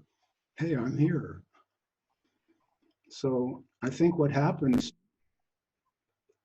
is, for some people, that just becomes a prolonged experience. It just keeps recurring. You keep noticing yourself. And that's what I mean by awake. I think we end up in a similar place, but again, I go at it really differently, because for me, and this is one of the things that I say that pisses off all the fundamentalist spiritual people. For me, you keep noticing yourself, reifies the self. And I got that. I got that earlier. Yeah. So Yeah. I think this is really a language thing. I just find myself, I take this for granted. I have no other way to speak. So I just speak from my own experience. And for me, it's okay to use the word I. I'm not reifying anything when I do that. I'm clear. Yeah, I'm just saying when people are trying to expand beyond the noticing of self, and they're seeking, they want to see through the self. This is an expression used often, but they're doing it via the self.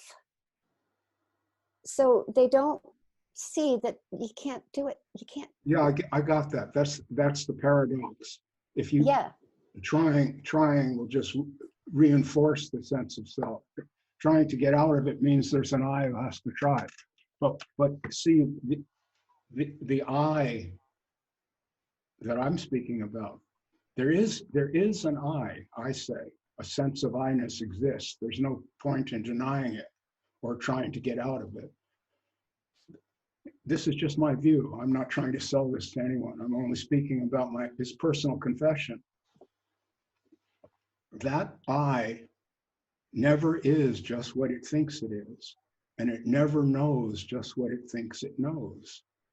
And so it's really unstable. And you see, there's a lot of fear in having an unstable sense of myself. We're encouraged quite the opposite from childhood, is to firm that up and, be a mensch. But Yes, and this is okay. I mean, we do need some of this to survive in the world, of course. But when you apply that to your own real need, emotional needs, you really stymie yourself. It can't. One last word on this. There's a fad now among the woke people to vilify maleness, and they say, oh, all this violence, and they're all hung up, and they don't see their feelings. This is not seeing your feelings as human. It's not that women see their feelings that accurately either. In my opinion, they do. They're just freer to express them, socially freer, but that doesn't mean that they're seeing. It doesn't mean. Yeah, okay, I've spoken. Oh no, that's right. I haven't seen that male-female thing. I have not encountered that. That's that'll be fun when I do. Say it again. I have not come across that male-female thing that you're describing. I have not seen that. I will say. I'm not sure what you mean. Okay, but I might have misheard you. I thought you were saying there's a maleness, there's a focus on maleness, vilifying maleness. What I'm saying now is that the human male, especially the light-skinned human male, is now expected to apologize for being what it is, which is amazing. I mean, this is a form of sanctioned violence. And it's amazing to me that everyone wants to get behind that idea. I think it's nutso. Just take the opportunity to say that because you're here, and I'd like to hear how you see that. I think that whether we are white male or brown male or white female or yellow female or whatever, I think that we are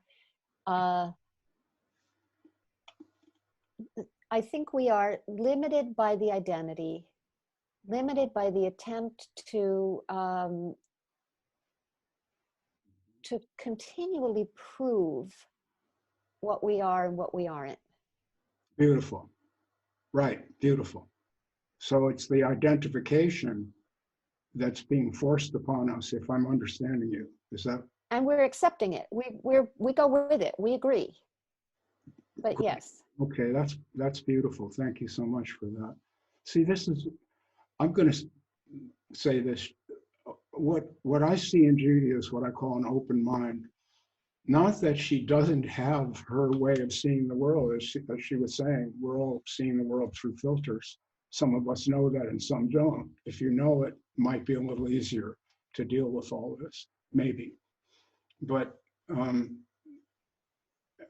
it's okay to have ideas, but it's good to see that they're quite limited and that it can get in your way as much as they can help you. If you become fixated on them in any way, then you're stuck. Then you're always having something to defend and debate and prove to. And this is what Judy was saying before about demonstrating that I really exist, right? That's the idea, Judy, am I right? Yes. Yes, and for me, doing the work that I do and encounter, and even if I didn't do this work, people are everywhere. People are hurting in one degree or another. Life is hard, as Markle said, and this experience is difficult. And so,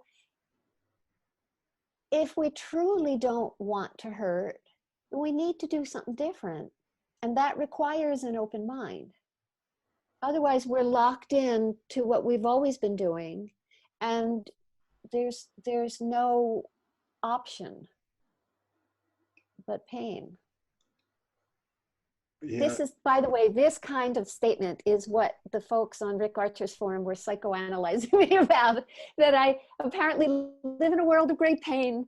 So, so I've just given them more ammunition to psychoanalyze me, I would imagine. Okay, anyway.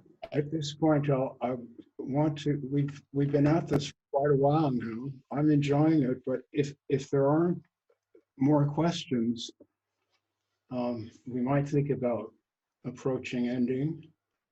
I think that sounds like a good plan. It is so fun to see some of you on this screen, I gotta say. Some of you I haven't seen in a really long time, so I love seeing you. Yeah, it's been fun. Well, Judy, I've really enjoyed speaking with you very much. I like hearing your Me ideas. too, Robert. Um, very sweet to share this. Before I call the meeting to an end, I just wonder if there's anyone who needs to speak or wants to speak. Just, just for this moment, Robert, and I know you've spoke about adulation and all of that. I just have to get this across because I've read your books, Robert, and I see none of that in your book, none of it, and no coming across as this authority figure saying you should do this or do that, and this is how you do it, or giving no answers. And I just have to say that your books have totally blown the cobwebs away for me. Can you hear me, by the way? I hear you. Yes. Oh, yeah. Really loud and clear, and thank you very much. Those are very sweet words for an author to hear. It was like actually opening the gate of a garden, walking in and smelling the roses and breathing in the fresh air. I may have to hire you to be my publicist. Oh, please do. I'm unemployed. Yeah, at least write a good review for Amazon or something, because I will do. Yes. it's so much fun to, this is what I was getting at earlier in the meeting, although my internet connections now is okay, but at that time, I don't know. It's been so much fun the last 2 or 3 years since the 2 books have come out. It's been really beautiful. There's a lot of people I'm meeting now who are really lovely and interested in these ideas. And it's like I'm having a flowering that I'm enjoying. And, you know, this meeting is part of that, Wendy. So thank you for being here and being a It's beautiful. I really appreciate it. And I love what you said, Judy, on the back gap as well. I did listen to that, and I did feel the same, that Rick Archer didn't really get you. But I think it's a case of the ball is thrown and either somebody catches it or they don't. In my opinion, that's my opinion. But I did like what you had to say, and I loved what you said about your experience cannot be repeated. Yours, I'm saying. I'm sure there's lots on here that have had experiences. I have too, and it's unique to me, my world. And I appreciated that you didn't really talk about that much as well. Okay, can you hear me now? Yes. So I just wanted to tell you both thank you so much. And I've done a little bit of work with Judy, which has been awesome. And Robert, I've had some interaction with you on Facebook and that kind of thing. But anyway, it's been awesome. And I love both of your styles. And this has been really great today. I was really excited to be here. And I hate talking in front of people, but that's just a me thing, I guess. Worried about myself, you know, but anyway, doesn't matter. But one quick question, and I don't mean to drag this on, but I would be curious to know each of your viewpoint on counseling and like a person, you know, getting counseling for something they're going through in their life, just because you've both been in that role before. And, you know, life can be so difficult sometimes. And I also know that counseling kind of has a bad rap, and it has kind of gotten one for me too. So I just was curious what you both thought of, you know, a person pursuing talking to somebody about their problems and trying to work through things. I know that can kind of like focus on the problems, and it's just talking therapy, which can maybe not be very helpful sometimes. So just curious what you thought. So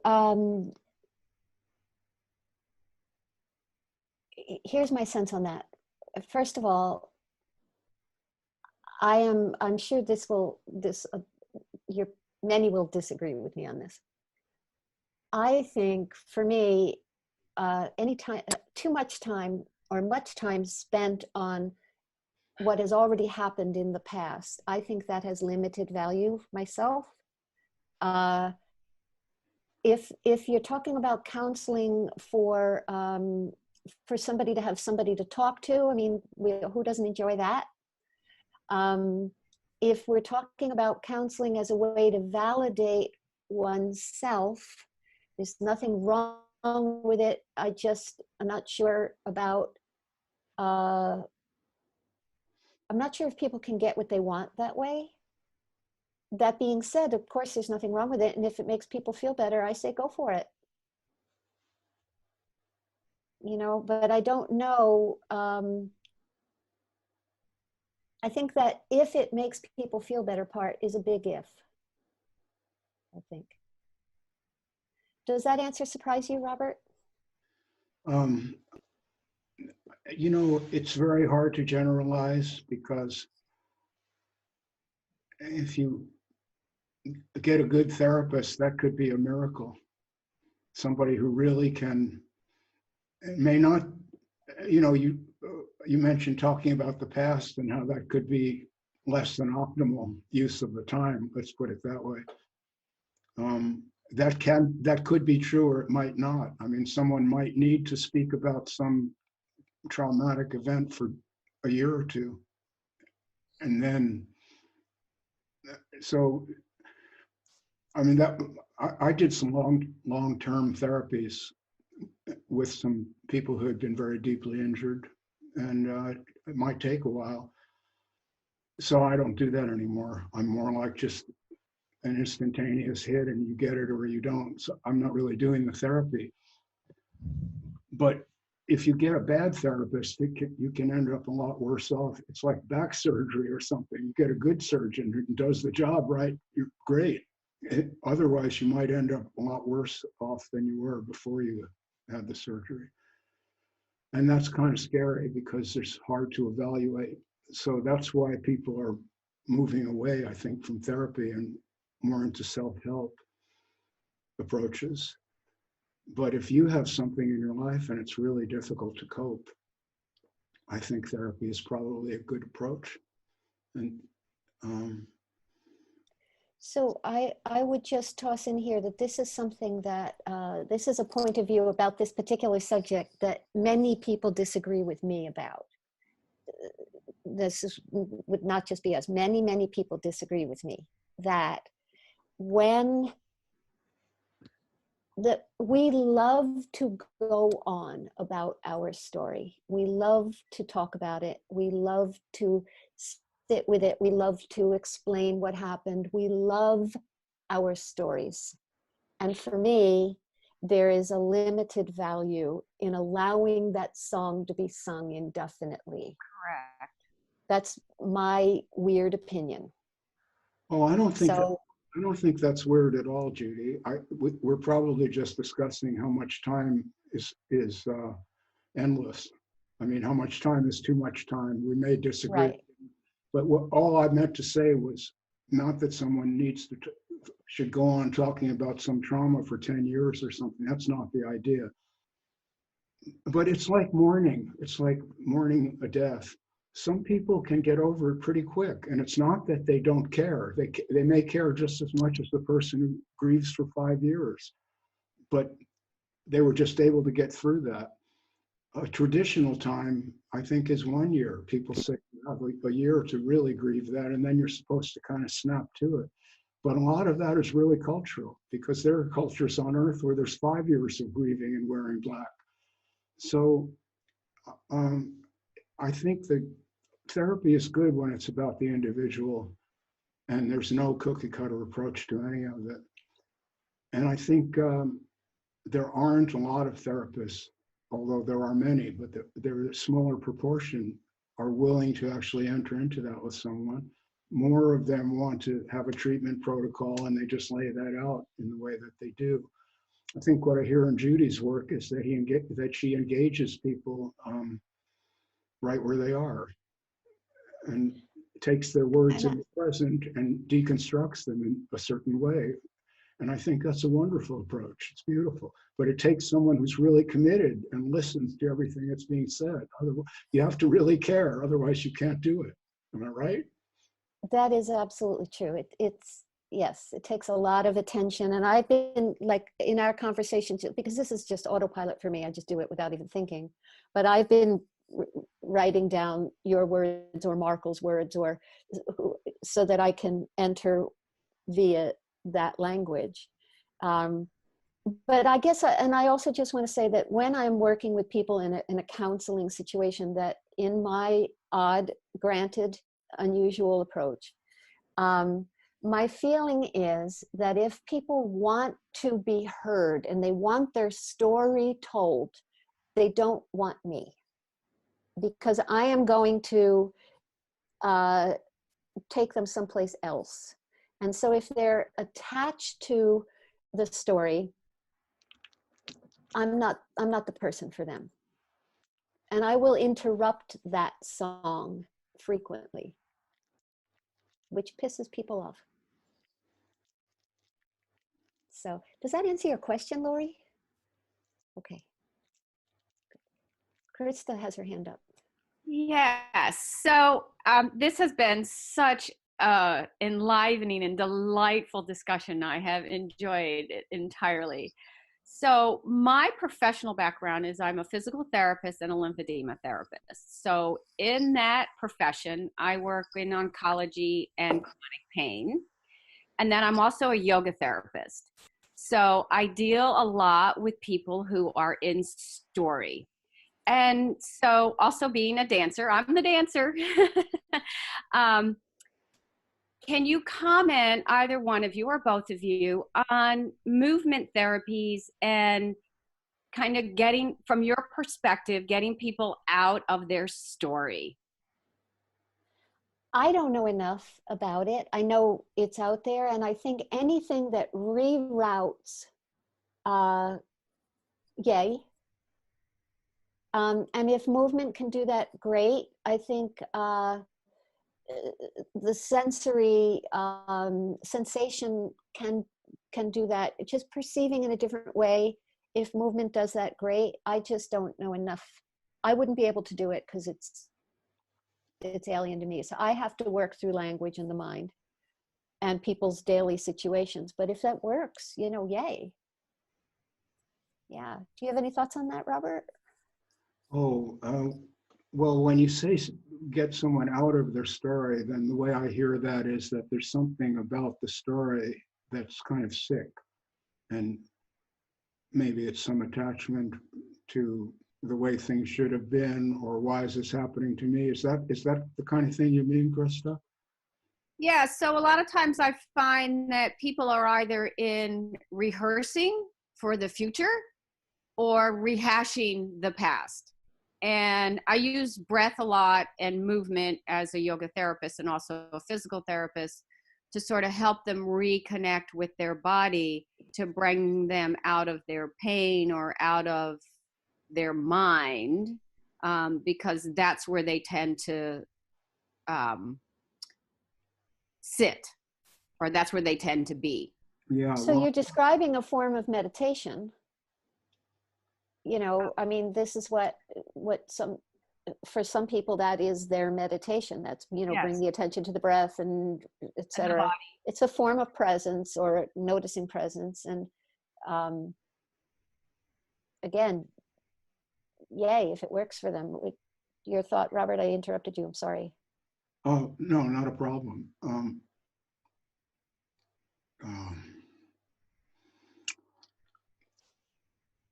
So the kind of story you're talking about getting out of is this kind of self-defeating, repetitious, poor, pitiful me story, or whatever. It's feeling sorry for oneself. Is that the idea, Krista? That's what I'm trying to think. Yeah, so things like, oh, I used to be able to do this, and I'll be able to do that in the future. I'm, you know, the same things as I'm not good enough. You know, all that stuff about I, which Judy has been talking about. And so my feeling about this is that the particular kind of therapeutic approach is not paramount, but the intention of the therapist is very important. So, I mean, I had a lot of physical therapy after my accident, broke my back.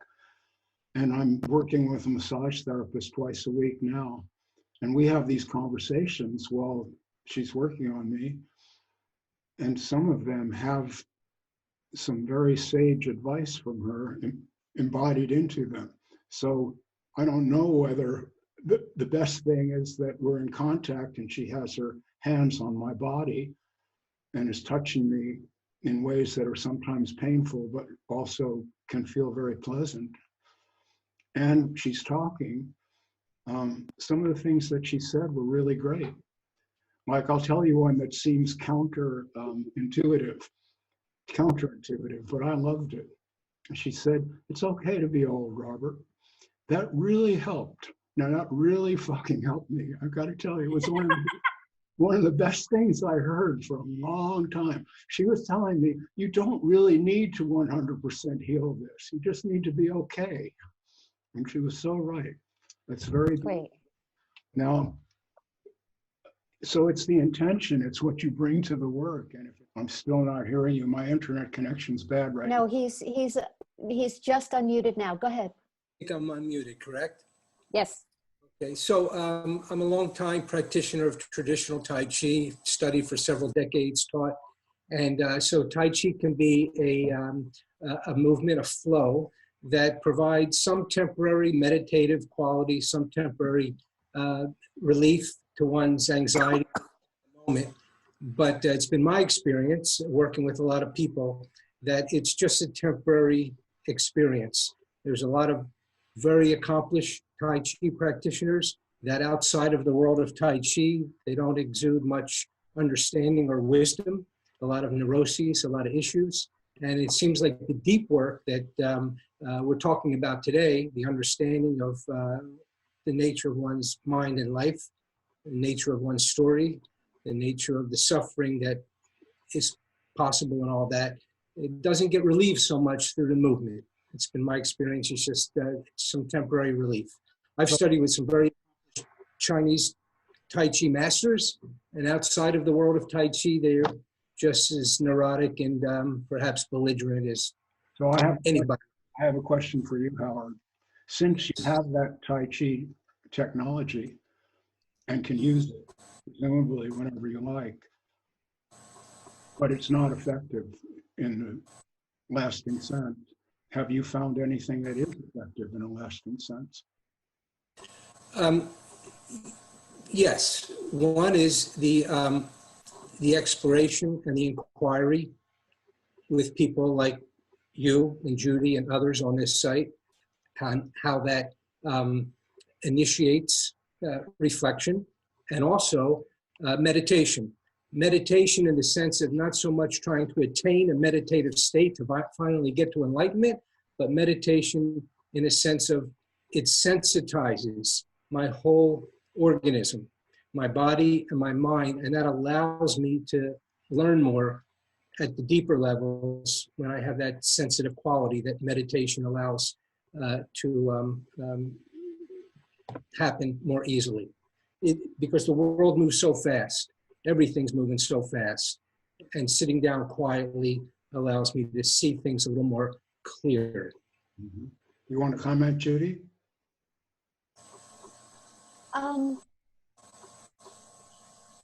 It's a big subject, and we have been on the line a long time. I think anything that corrals the mind, like wrangles it, sends a lasso out and says, no, no, come back. No, no, come back. No, no, come back, which is what so often people experience in meditation. You know, they sit and the mind wanders and they bring it back, and they sit and the mind wanders and they bring it back. But I think anything that does that is a worthy exercise. And I think if people are lucky, and I don't know how many are, it can leak and pervade and seep into the rest of your life. But I don't know how